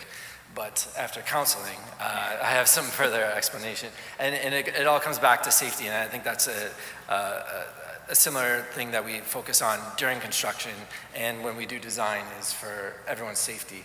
But the clearances that we have and the need to go that high, a lot of that comes from safety, and we're putting the underbuild, if you can see.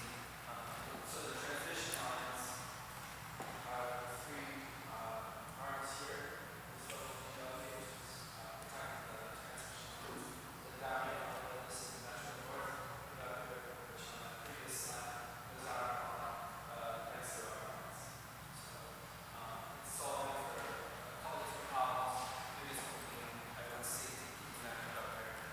And like why we have the sway easements, but keeping that conductor away from trees, buildings, people, obviously. And that's the reason why we have to make it as high as it can. And to increase the spans, you have to go higher, which means less poles, but they are slightly higher. And I think that was a compromise that was worked out with the city of Milford back in the day. I'm sorry, just a moment. Can I see was there a before shot as well? Okay, and let's go to the, okay, This is the proposed condition, sure. which we're Okay. going to build. Thank you. Included the comments from the city. I have. Yep. Alderman Marlowe. Thank you, Mr. Chair, through you.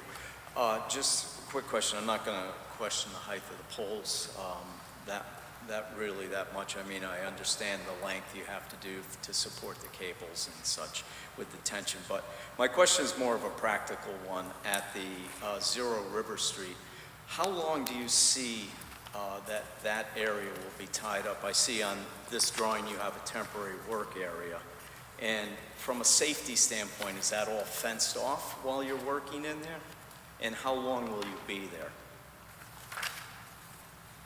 Yes, so that road, part of that road will need to be closed off while they're doing construction for everybody's safety. But where you're going into the parking lot and you have it's called a temporary workspace area, and it goes, into the parking lot and it takes up maybe 8 or 9 parking spaces. Are you putting temporary fence around that area? Yeah, well, we typically protect our temporary construction areas with matting. Matting is typically about 8 inches high. It's timber matting. Well, no, I know for the road, I'm thinking of people not walking into that. Yeah, we do put a type of physical barrier on it. So, one of the things we want to make clear is we have in the past worked with the city of Milford, right, with coming up with a plan forward, and UI is always interested in working with the community wherever we go, including the past 2 segments that we completed, especially throughout construction. So, we're here tonight to also highlight the fact that we have in the past worked with the city of Milford and will continue working in the future. So, but short story, short answer, yes, we will protect our construction sites, yeah. Okay, and how long is this process? Sorry, we lost part of the microphone there. This will be done over a 6 to 8 month period, but we'll have disturbances for 6 consecutive weeks. So even though it's over a 6 to 8 month period, it will not be a consistent 6 to 8 months. It will be about 6 weeks on and off during the course of that time. They do anticipate needing to do some drilling work, which would require road closure for maybe up to 10 days. This will all be done during normal work hours. If there's any road closures that are needed, they will work with the Department of Public Works and the City Police Department to ensure that that's done and traffic is rerouted safely. Thank you. My biggest concern was for pedestrians in this area. Of course, and that is, UI's very aware of pedestrian and resident safety, and that is one of the key things that they will make sure they coordinate with the city. Alderman Bevan. Thank you, Mr. Chairman, through you. On our agenda, 7C is Prospect Street. I think I missed the amount of money that the city may be getting for that easement. Sure, I just brought that one up on the maps, on the map on the board so you can see it. That is for 0.029 acres, and the value determined by the assessor was $31,346. And again, that was 31,000? 31,346. Thank you so much. Thank you, Mr. Chairman. Alderman Pacelli. Thank you, Mr. Chairman. Through you, what is the consequence if this board was to deny the requests?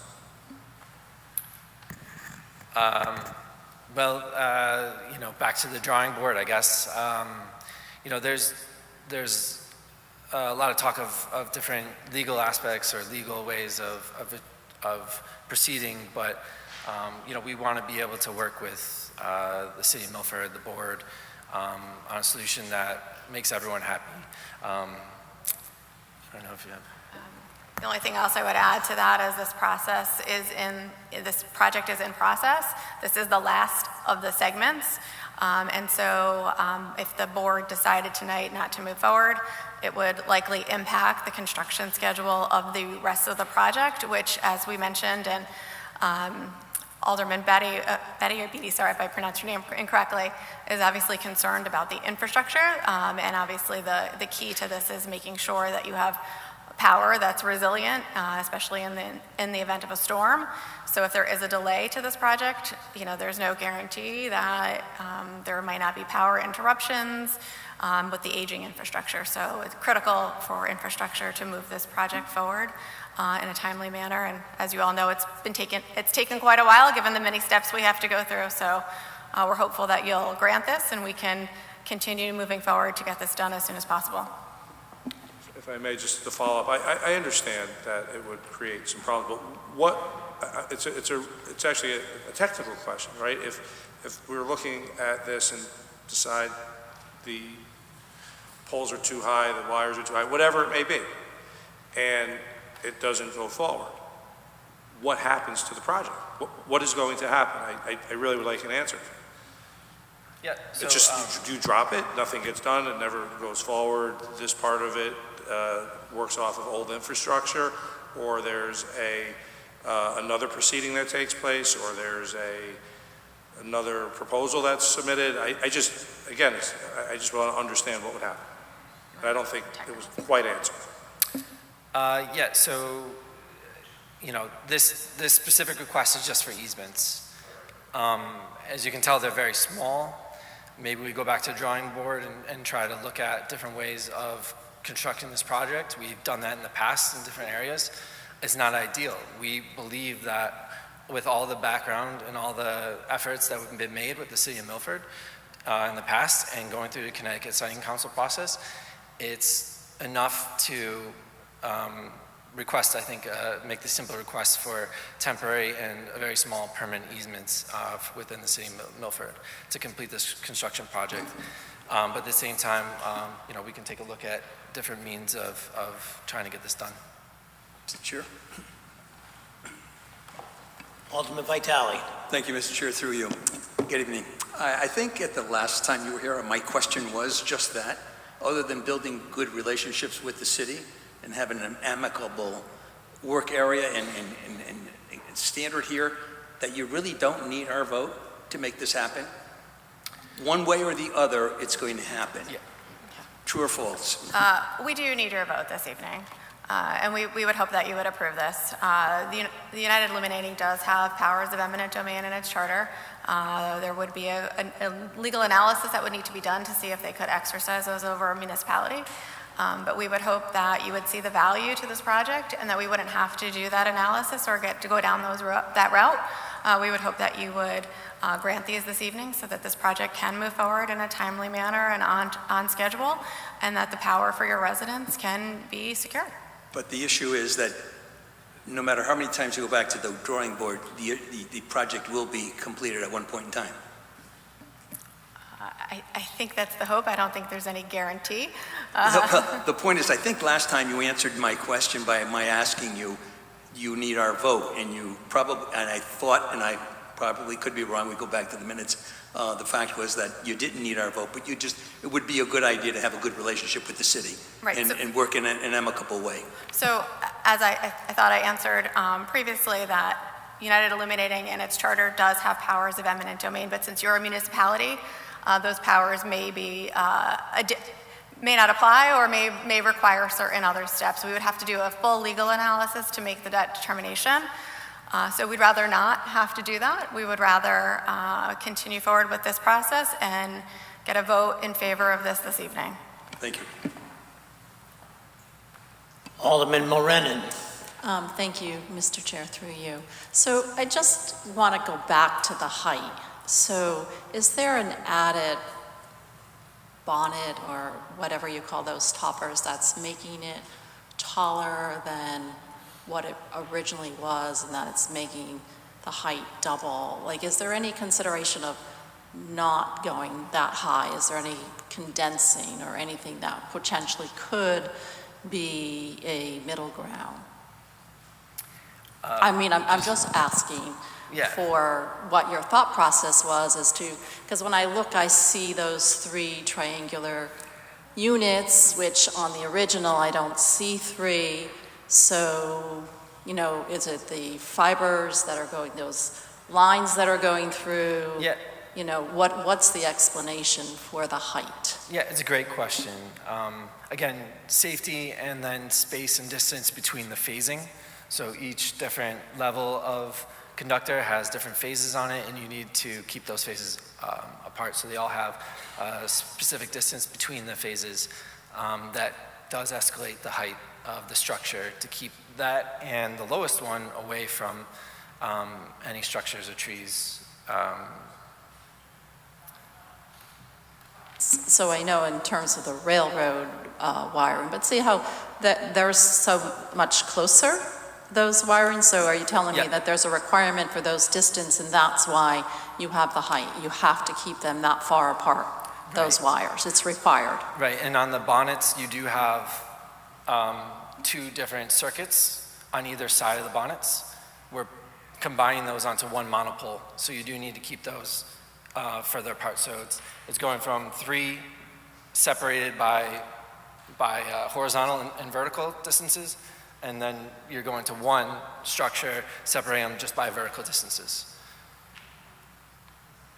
Yep. And there's nothing other design that allows you to still do that but not go straight up? Like there's no I don't know, U-shaped structure or something? I think our engineers could answer that better than I can as just the lawyer in the room this evening.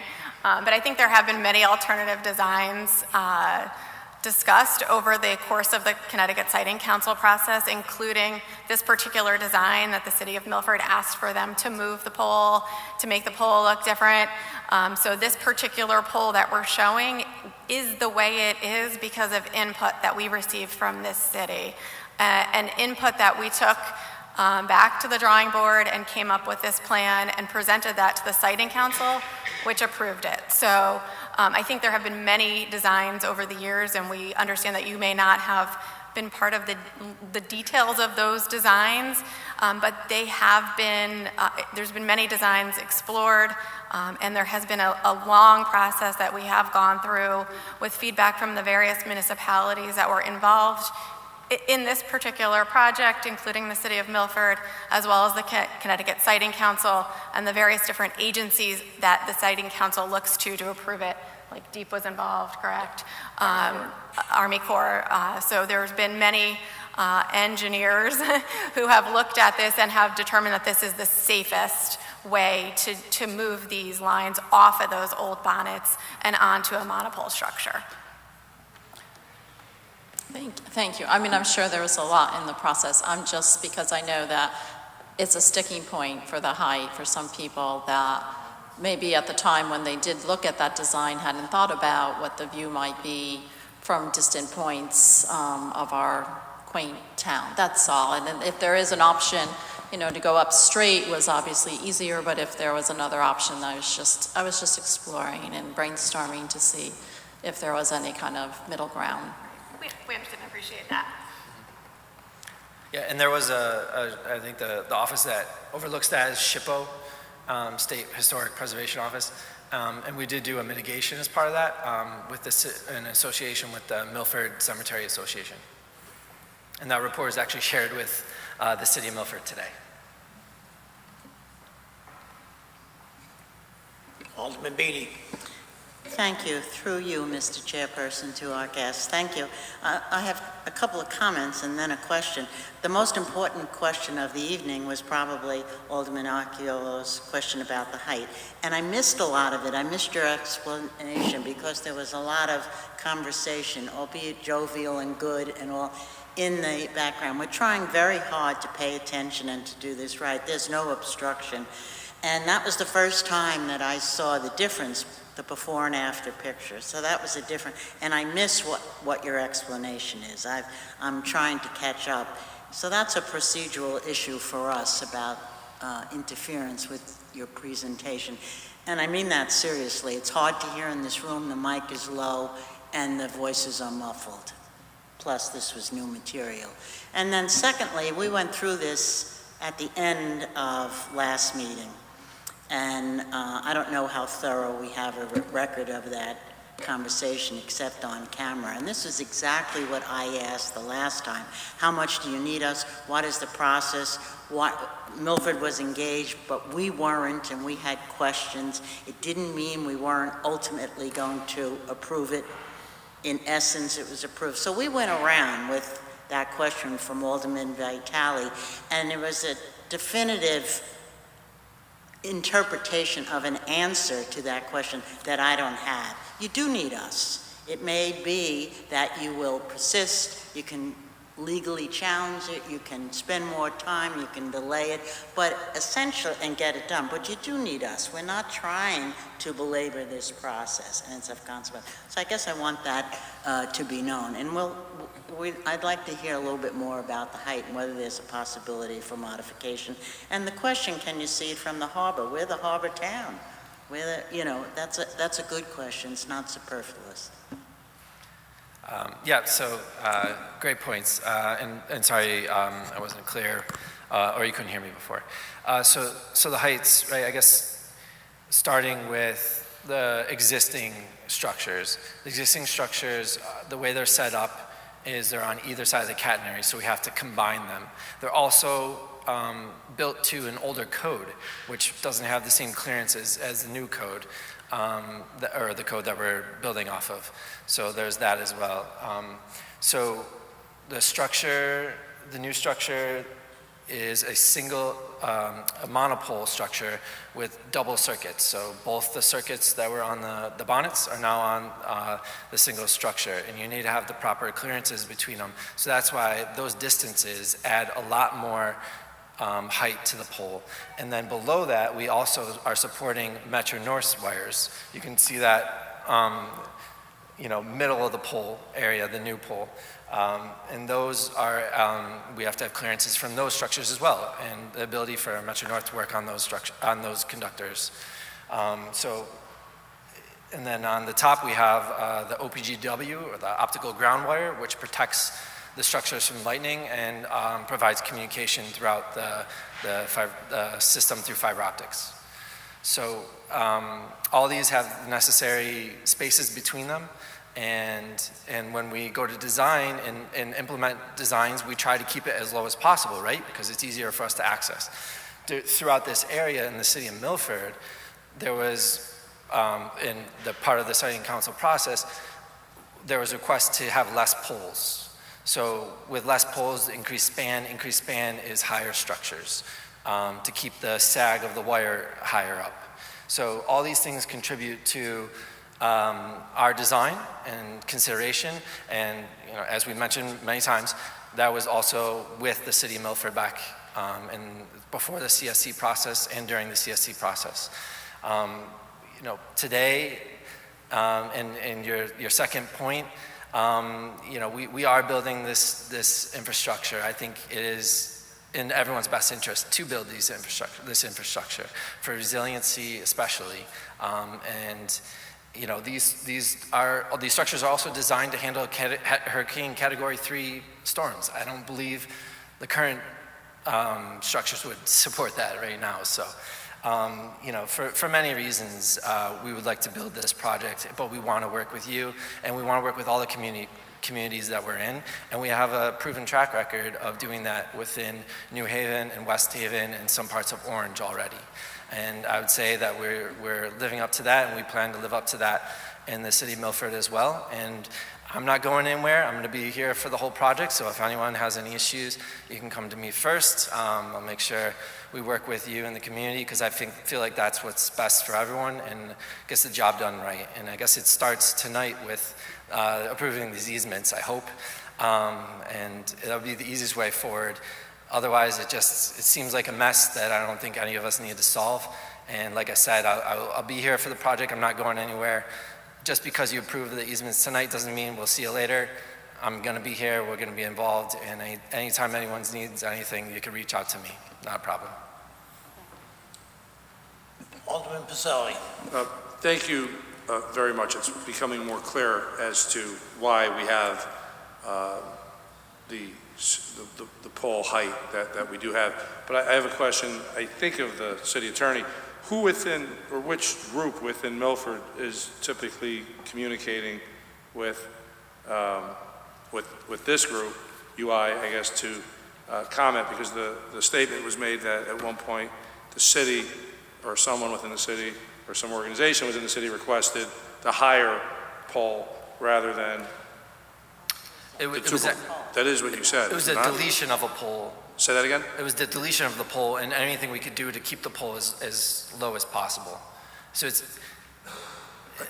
so if you look at... I thought I heard you say fewer poles meant one pole that's higher. Is that not what I heard? Yes, but, right. And you said that the city requested that? Correct. Okay, so I'm asking with whom in the city do they communicate with? Just so I know where this is coming from. Mr. Chair, through you to Alderman Pacelli, the deletion of the pole, if you have less poles, you have to go higher. The deletion, my recollection, this is going back 5 years, is how long this was. The deletion of the pole was a particularly, from the city's perspective, it was a team, outside counsel, myself, and other city employees, that was particularly offensive because it was smack down in the center of town. So that became a priority in terms of what design alternatives can be presented to remove this 100-foot plus monopole from the immediate downtown area. And I think that's one of the, I mean, they can speak maybe in terms of how option J came about, but that's what it was. And if I could add to what Attorney Burcham stated, as part of the process, and we did meet with various different departments within the city, but that specific request with respect to option J that we shared with you, that came from the city planner. That was back in probably 2022. So that was your city planner. I don't know if he is still your city planner at the time, at this time, but that was part of an evidentiary hearing, and the city was represented by council during that process. They were represented by John Nuff and Sarah Sharp at Hurwitz, Sagan, Schlossberg, and Nuff. Okay, thank you. That answers the question. Yeah, and sorry, with that too, option J, I misspoke. So if we look at the visuals again, this was one of the alternatives, right? Option A, it's actually taller than option J. So option J, like I was trying to recall that in my mind, but I was convincing myself differently because of longer spans, higher poles. But actually, when we looked at the alternative, option J, it was it was specifically to visualize impact minimize visual impact to historic structures by reducing the height of all the 7 poles within the city of Milford downtown area. So all of them, as part of option J, got reduced in height. And we removed pole P915N, which was the previously planned tallest pole. That did come out of the plan because of the input that we received from the city.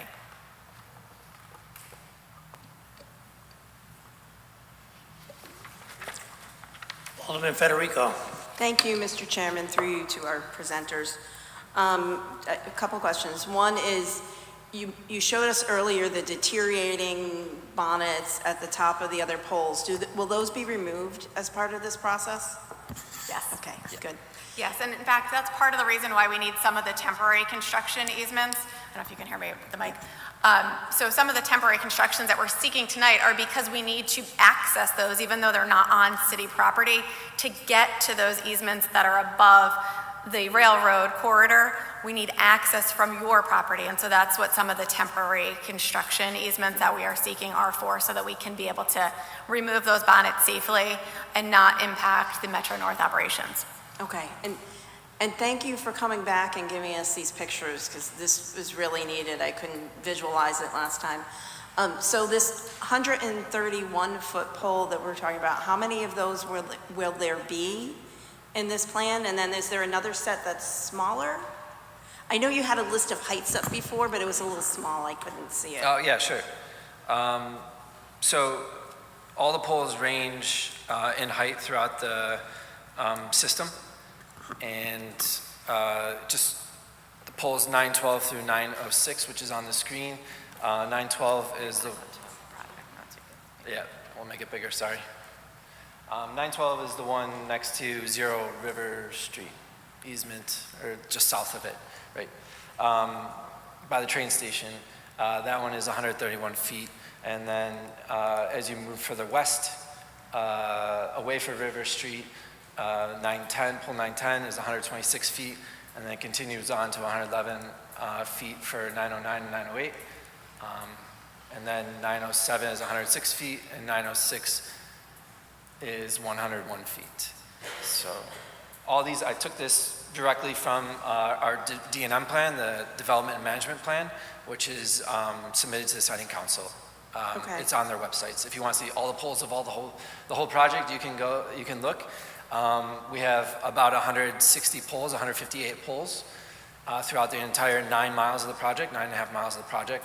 And we do have poles that are just slightly taller than these in other areas. Okay, so these 6 poles are all the poles affected by the 3 easements in front of us? Or this is just one section? Well, if we don't get easements, it would be tough for us to build through Milford, so it would impact a lot of the poles. But yes, the pole 912 is directly south of, and we would be accessing it from Zero River Street.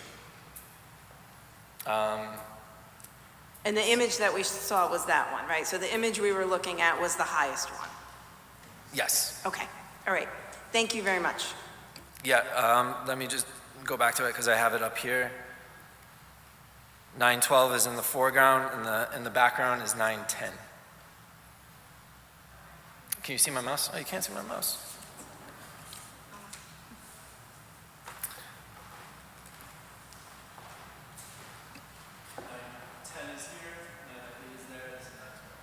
Okay, thank you. Alderman Archeolo. Thank you, Mr. Chairman. I'd actually just like to request a 5-minute recess. 300 seconds. You can count them down. 5-minute recess. You did great. Try it.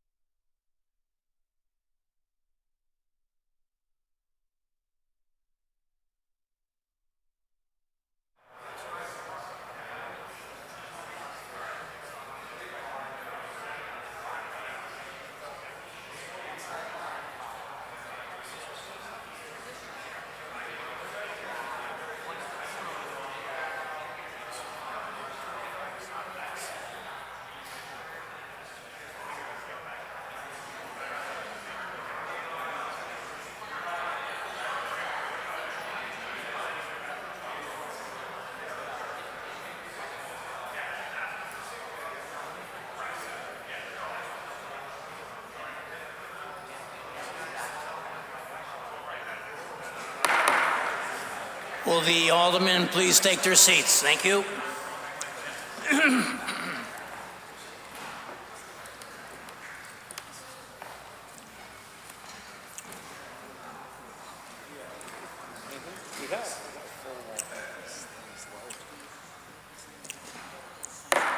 We are back in session.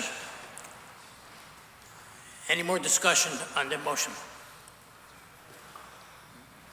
Alderman Healy. Mr. Chairman, through you to our presenters,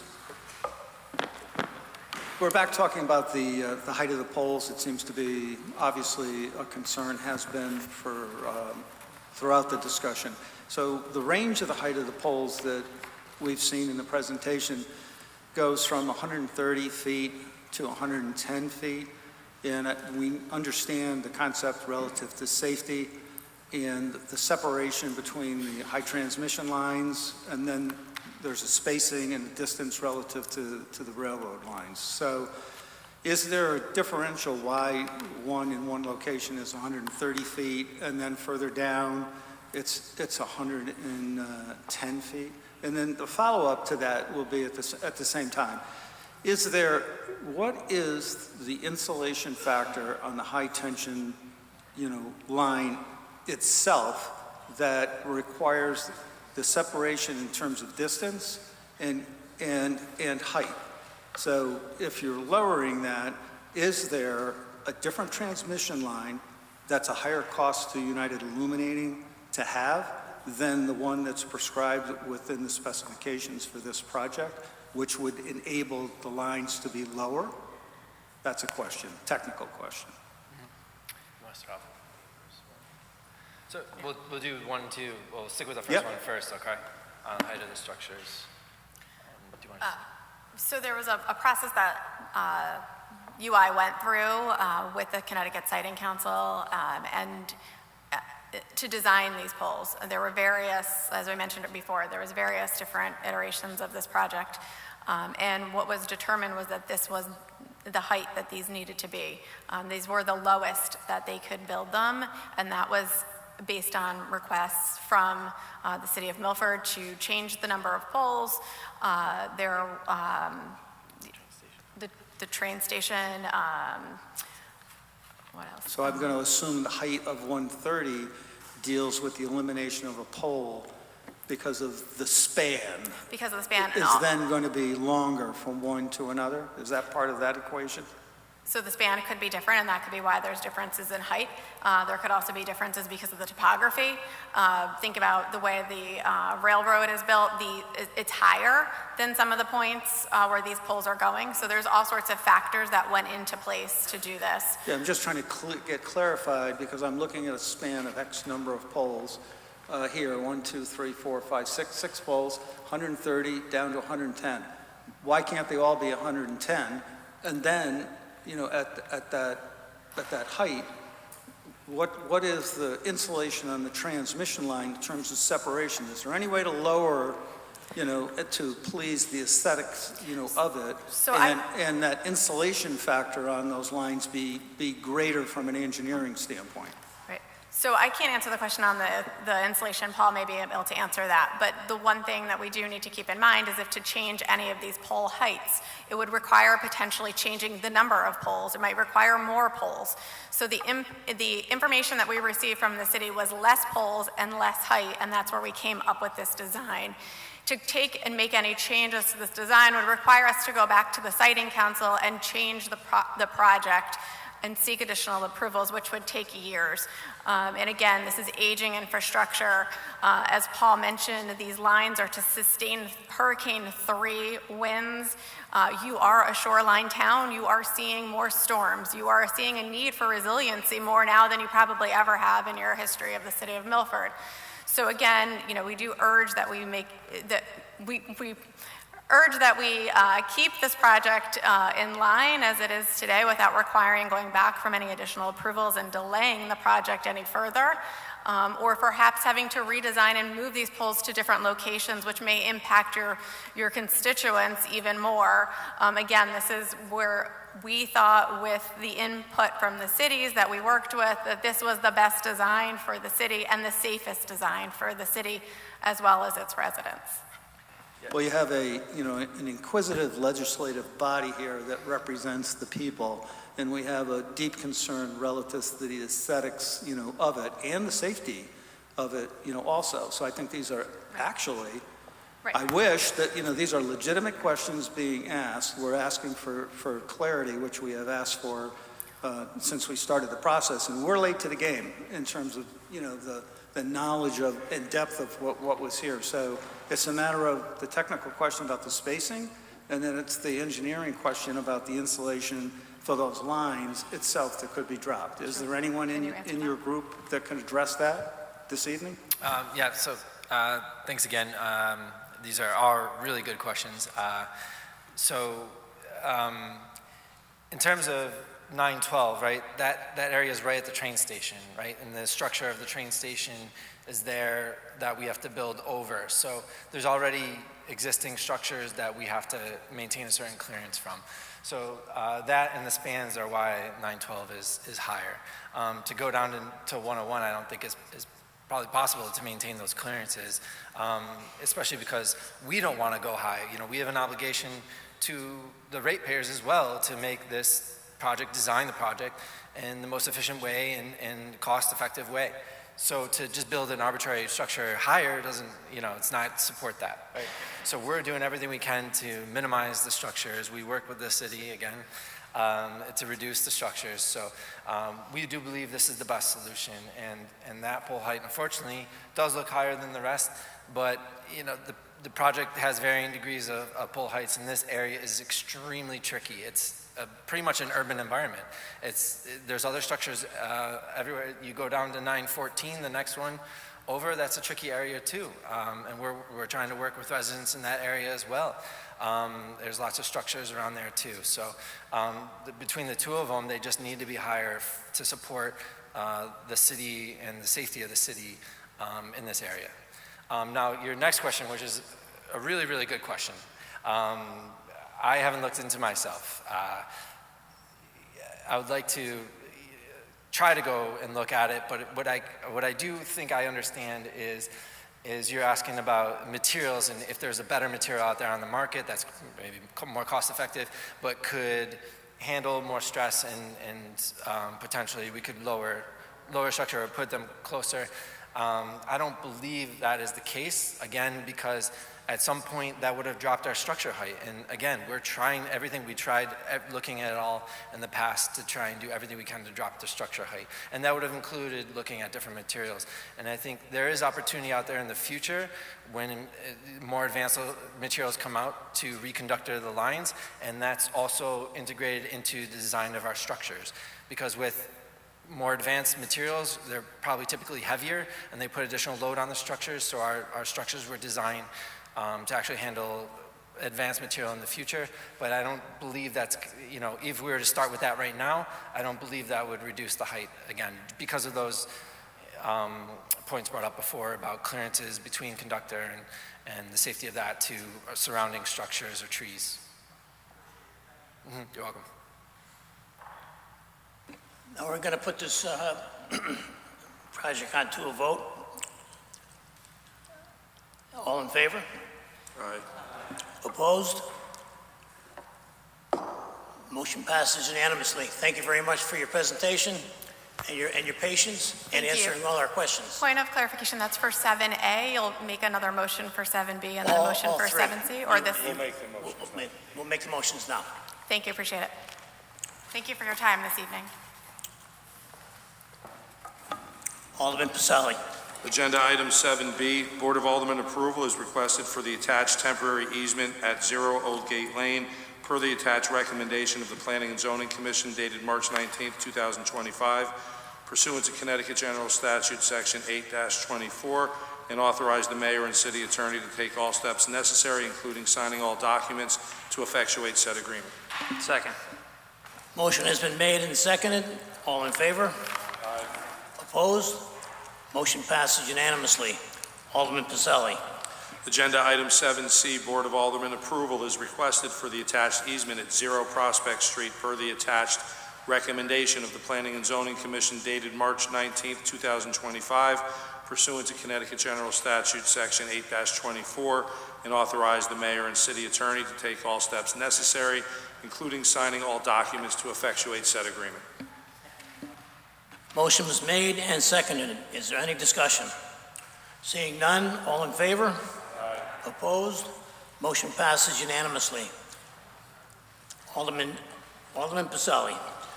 Agenda item 8A, Board of Aldermen approval is requested for the appointment of Mary Jane Burns, 10 Avalon Drive, Unit 3214, as an alternate member of the Fair Rent Commission to fill the present tenant vacancy, term to expire 12/31/26. Second. Motion has been made and seconded. Is there any discussion? Alderman Willis. Yes, thank you, Mr. Chairman. Through you to the mayor. The next. Oh, you can't hear me? With the resumes for these positions, if they could be a little more thorough the next time, it's nothing against the applicant at all. If they could be, you could be a little more thorough with the information and maybe fill it out a little more. Thank you. Mr. Chairman, through you to Alderman Willis, duly noted. We appreciate that. Just for the background information, the person reached out to City Hall and made an inquiry on their own and was very interested in filling this position. So give all the credit to the applicant, and she's here, she's present tonight. So we look forward to the consideration. Thank you. Excellent, thank you. Any other discussion on the motion? Hearing none, all in favor? Aye. Opposed? Motion passes unanimously. Will the newly appointed board member come forward to be sworn in by the city clerk?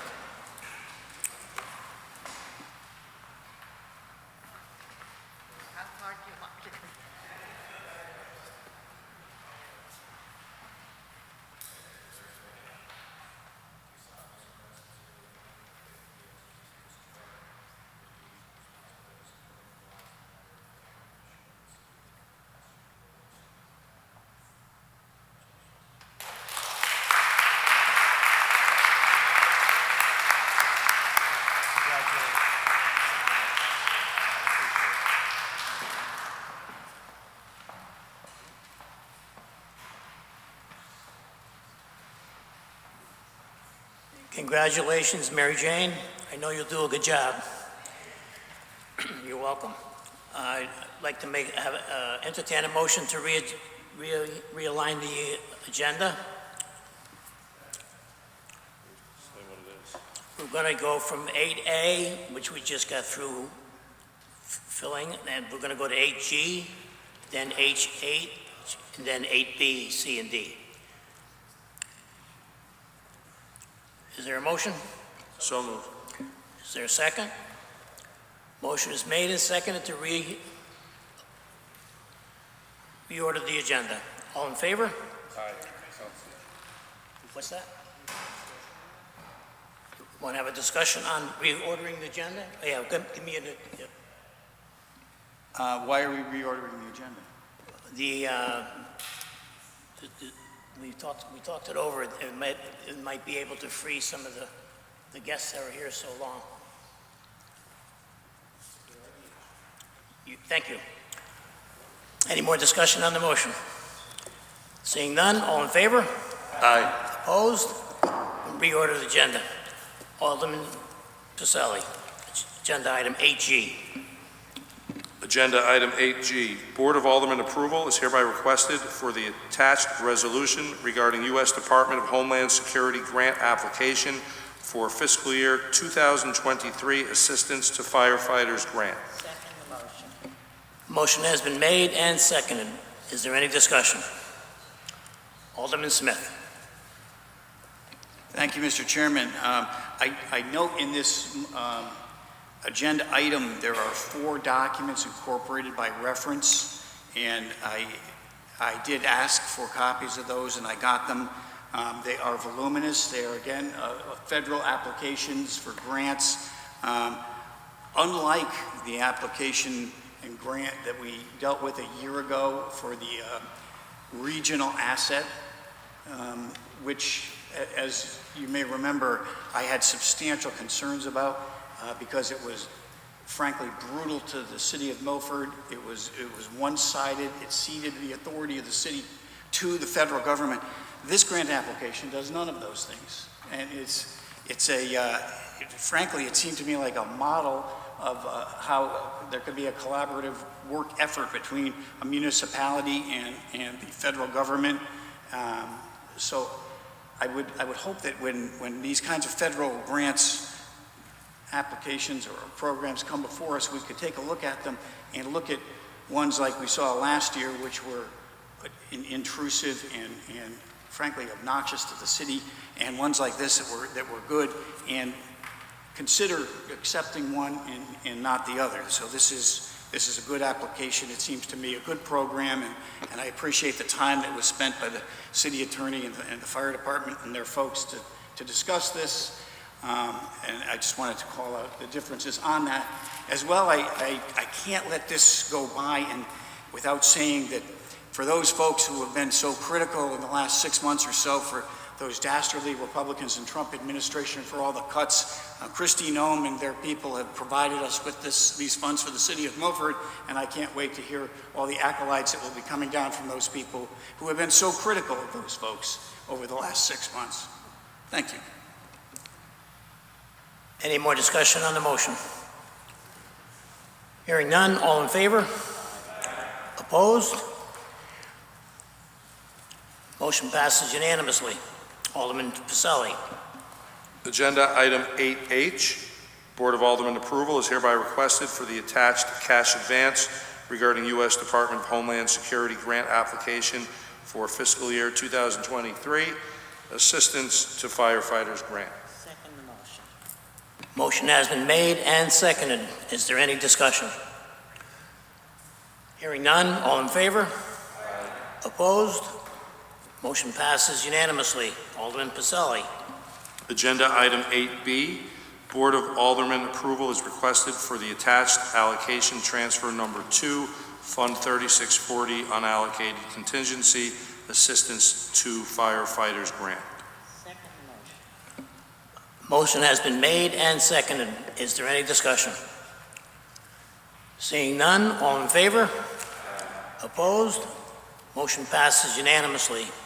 Agenda item 8C, Alderman Pacelli. Agenda item 8C, Board of Aldermen approval is requested for the attached allocation transfer number 3, Fund 3640 unallocated contingency, time and attendance system. Motion has been made and seconded. Is there any discussion? Seeing none, there is, I'm sorry, Alderman Federico. Thank you, Mr. Chairman. Through you to the mayor and the finance director, can we just get an explanation of what this is for? I mean, it says time and attendance system, but why it's being done, I guess, as a transfer rather than a budget item? Through you, Mr. Chairman, to Alderman Federico, what this is for is we have a situation where our existing time clocks with the Chronos system are obsolete and are no longer supported. And so we have to quickly make a decision on whether to stay with Chronos and replace them and continue with Chronos, or to look at another timekeeping system.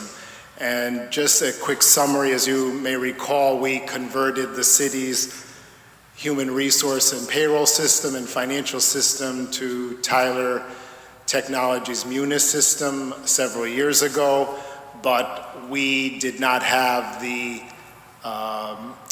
ability to undertake this smaller conversion project to a new timekeeping system. So what this will do is, since after numerous discussions among HR, finance, and IT, we looked at both systems and realized that the Tyler system is a little bit cheaper, but equally or more importantly, it would be the same system as the current Tyler Munis system. So we have a situation now where Kronos, we have to import data into Tyler, and this would create much more efficiencies and strengths within the system to have the timekeeping and attendance system, the accruals, all with one software. And our IT manager, Adam Heller, is here if you have any further questions. Thank you. Thank you. That's clear, and I'm, certainly supportive of something that improves efficiencies. It's just a little disappointing, I guess, that this wasn't considered at budget time, but I will support it. Thank you. Through you, Mr. Chairman, just a quick clarification. One of the things too is that with these types of projects, there's a one-time cost to convert. That's the project management component and the cost of conversion. So just like how we do bonded projects outside of the budget, this could be a similar analogy where this is a project where there are one-time costs to do the conversion, and then afterwards there will be a recurring annual fee for this Tyler time and attendance, and that will be part of the operating budget going forward. Thank you. Mr. Chairman. Alderman Moroni. Thank you, through you, Mr. Chair, to the Finance Director. Just curious, I'm in support of it as well, but are there any other departments that also did not convert from Cronus to Tyler that would be along the same lines as the Fire Department? Through you, Mr. Chairman, to Alderman Mulrennan, the Fire and Police Department have their own timekeeping systems, and the rest of the city is currently using Kronos. And so now we are looking to convert the rest of the city, if you will, to Tyler's time and attendance system to be the same as compatible with the current HR payroll system. And I believe in discussing this with the IT manager, I know that Fire is looking at their own system in particular, and we felt that this change may also help with those efforts with Fire, for example, in terms of their conversion and having the systems be better able to talk to one another, so to speak. Thank you. Thank you. Actually, I thought this was for fire, so it's not just fire, it's fire, police, and whomever, whatever other departments need the conversion. Is that? Through you, Mr. Okay. Chairman, actually, no. It is for all city departments, and I believe, if I'm not mistaken, does not include police and fire, because police has their own separate timekeeping system, fire has their own, but the rest of the city, all the other departments, will benefit from this system. Thank you. Any other discussion on the motion? Mr. Mayor. Thank you, Mr. Chairman. Through you, just to add to the members of the boards from background information, this was a work in progress. That's why it's before you tonight, and this system is more compatible to Munis. So this is where we're going to realize more efficiencies. And Peter Aradisi did indicate that the maintenance line item to maintain this project is already in the budget. Thank you. Any more discussion on the motion? Hearing none, all in favor? Opposed? Motion passes unanimously. Alderman Pacelli, agenda item 8D. Agenda item 8D, Board of Aldermen approval is requested pursuant to Connecticut General Statutes, Section 8-24, and the approval from the Planning and Zoning Board for Shipyard Lane to grant a partial discontinuance and to authorize the mayor and city attorney to take all steps necessary to effectuate said discontinuance, including signing all documents. Motion has been made and seconded. Is there any discussion? Alderman Marlowe. Thank you, Mr. Chair. Through you, I'm assuming to the mayor. With this, I'm guessing these are all 8D, 8E, and 8F are all tied together, right? This is strictly talking about the Founder's Walk, and there's these different steps that have to happen in order for that project to go forward. Correct? Through you, Mr. Chairman, to Alderman Marlowe. Yes, you are correct, Alderman Marlowe. Thank They're you. they're all related to founders. Any more discussion on the motion? Alderman Pacelli. Can I ask Senator Moroni to please just come up for a moment? When you, thank you for being here again today to talk about this. When you were making a little bit of a presentation during the public comment portion, I heard you indicate that there were some adjustments made recently to the plan related to safety reasons related to the road. And it sounds like you're in the process of communicating with various stakeholders still, including the residents of the condominium association, obviously talking with the various baseball organizations, and you've made some changes that were brought forward, all I'm sure with the assistance of whatever engineering and other professionals that are more qualified than we are to indicate what is or is not appropriate for dealing with such concerns.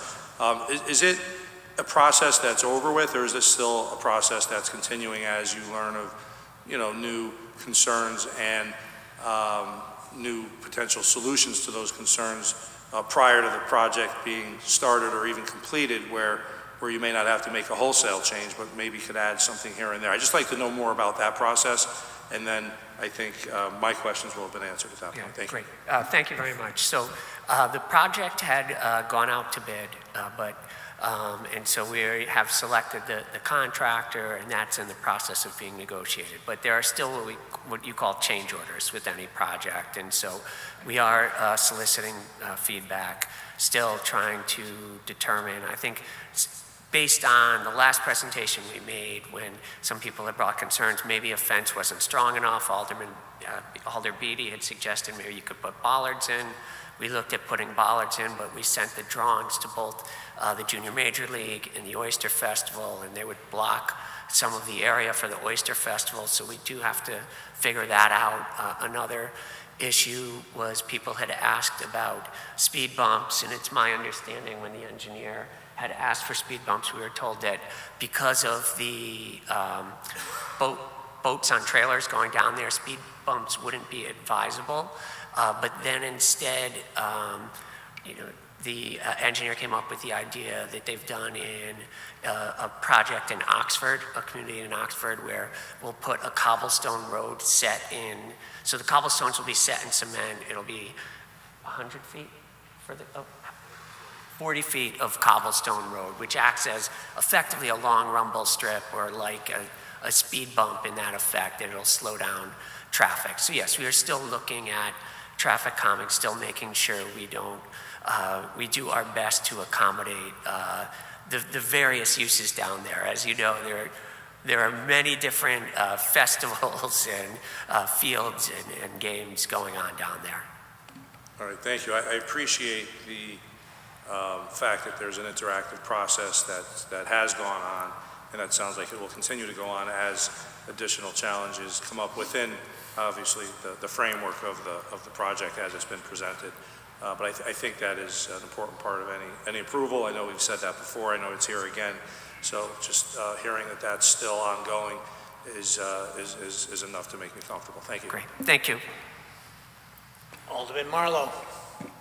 Thank you, Mr. Chair, through you. Hi, Senator Moroni.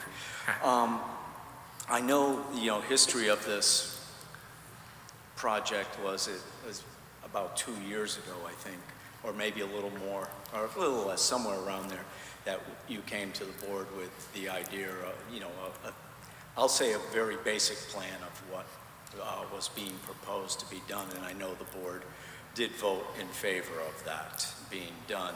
I think, though, that for me, as I've heard more information and talked to more people, I realize and am of the opinion that the road itself is not the thing to do. And I appreciate all the work that's being done to try to make it as safe as possible.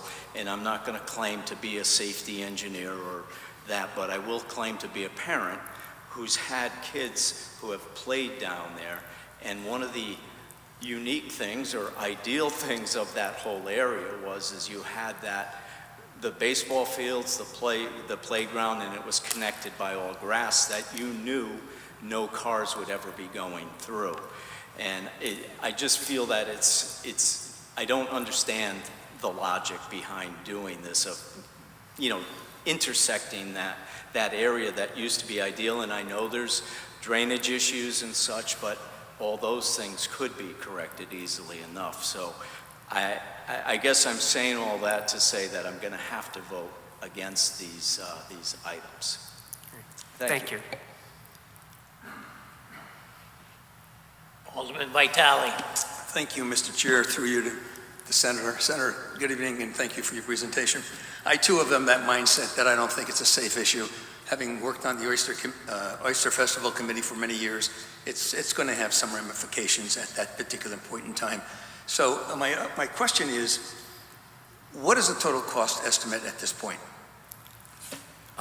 Right now, we have $3.6 million, and I don't have the numbers with me, but I believe we have a $280,000 contingency. So right now, the estimate's at 3.25. We had scaled it back from the initial build out at 4.1, and if we get additional funding, we'll go up to the 4.1, but we're able to do what we want with the 3.6. So it's totally funded at this point? It's fully state funded. Okay, so Correct. Was that estimate on the point of the existing or the past plans, and for anything other than a change order or whatever, all costs will be covered by that number that you just gave me? Yeah, other than change orders. There are some things we got unit pricing on so that you could just go back and add them in if you wanted to add extra length of sidewalk or anything like that. But where is the money coming from? Is that state grant? That would be if we were able to locate more state grant money. So there's no city involvement at all? Correct. Right now, there's no city money. Thank you.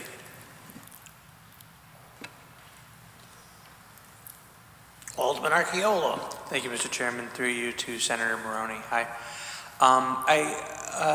I did want to maybe ask about what Mr. Montfort had said during public comment about the height of the nets as a protection against foul balls. And I didn't know if you'd maybe want to comment on that or see if there's any flexibility on the heights of those. Yeah, I think we're matching the existing fence that's behind the home plate, and that was the reason to go to the 15 feet all the way down. And so it is, we weren't looking to necessarily replace the backstop that's there that is at the 15 feet, but that's how that height was chosen. Is there any room for flexibility in the future for that? Yeah, I think that there is room. The net, again, it's, as you know, that area we have to work with the Oyster Fest because of the stage and the Junior Major League, but there is the potential. Okay, cool. Thank you very much. Alderman Jenkins. Thank you, Mr. Chair. Through you to Senator Moroni. Just two questions. I'm not sure if I quite understood when Alderman Vitale asked if no changes occur, but the project is over budget, do you have funding to support added expenses? Oh yeah, right now we have a $280,000 contingency, so we haven't built out to the full 3.6 million. And then my second question with that is, would any of the city's Department of Public Works be working on doing this project, or are these state funded contractors, et cetera? It's, it'll all be independent contractors. There was a bidder that was B&G paving. B&W Paving has been selected, and then we do recognize how busy our Public Works Department is.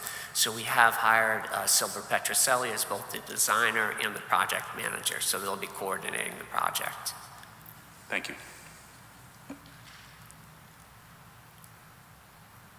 Alderman Bevan. Thank you, Mr. Chairman. Just a brief statement.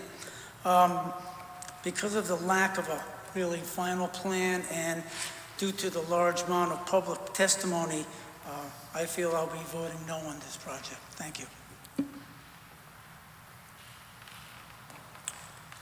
Any more discussion on the motion? I just wanted to say that of all the people I have talked to, and I own a boat, and I do a lot of boating, and I do a lot of trailering to many campgrounds, and every single one of those campgrounds have speed bumps. And that is, in my opinion, as a boat owner, the sure way of traffic, boat owners included, to slow down traffic. That's the main concern down there. They're concerned that the road is becoming, or may become, a speedway.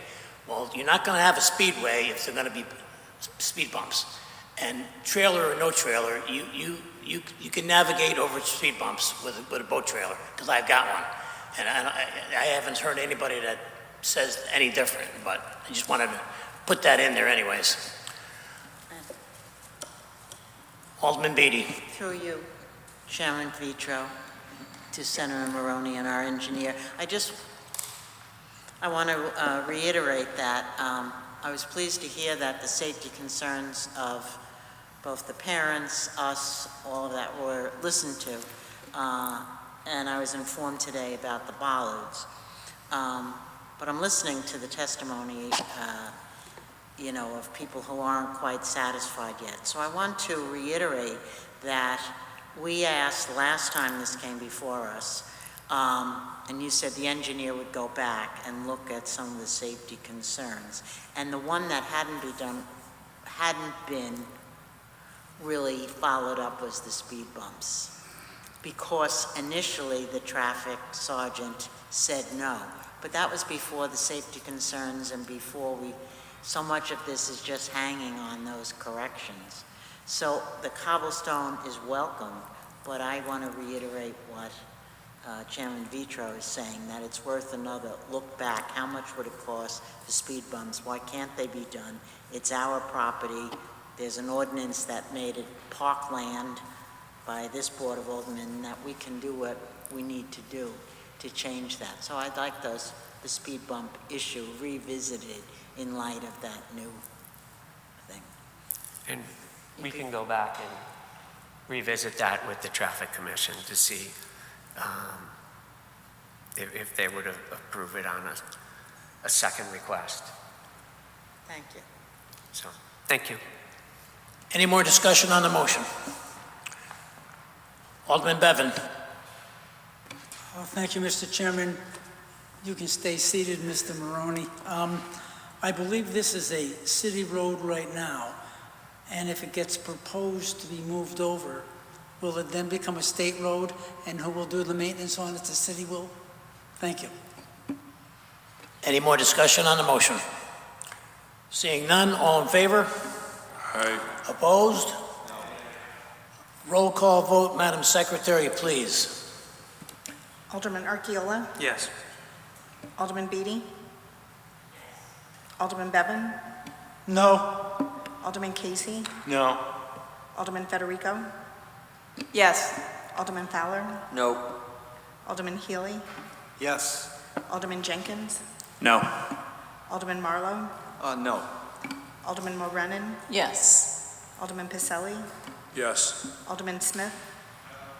Alderman Vitro? Yes. Alderman Vitale? Alderman Willis? Yes. 8 yes, 7 no. I'm sorry, Madam Secretary. 8 yes and 7 no. We got 8 yes, 7 no. Motion passes. Alderman Picelli, agenda item 8D. 8E. Agenda item 80, Board of Aldermen approval is requested pursuant to Connecticut General Statute, Section 8-24, and the approval from the Planning and Zoning Board for New Haven Avenue and Shipyard Lane for Phase 2 capital improvement to Founder's Walk, of which the City of Milford is the owner, and to authorize the mayor and city attorney to take all steps necessary to effectuate said agreement, including signing all documents. Second. Motion has been made and seconded. Is there any discussion? Hearing none, all in favor? Aye. Opposed? Roll call vote, Madam Secretary, please. Alderman Archiola? Yes. Alderman Beatty? Alderman Bevan? No? Alderman Casey? No. Alderman Federico? Yes. Alderman Fowler? No. Alderman Healy? Alderman Jenkins? No. Alderman Marlowe? No. Alderman Mulrennan? Yes. Alderman Pacelli? Yes. Alderman Smith? Alderman Vitro? Yes. Alderman Vitale? Alderman Willis? Yes. 8 yes, 7 no. The vote is 8 yes, 7 no. Motion passes. Alderman Pacelli, agenda item 8F.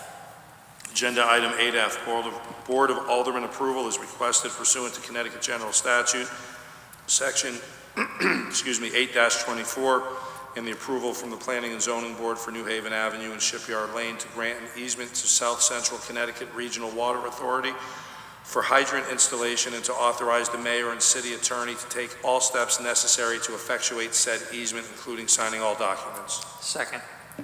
Motion has been made and seconded. Is there any discussion? Hearing none, all in favor? Aye. Opposed? Roll call vote, Madam Secretary, please. Alderman Archiola? Yes. Alderman Beatty? Alderman Bevan? No? Alderman Casey? No. Alderman Federico? Yes.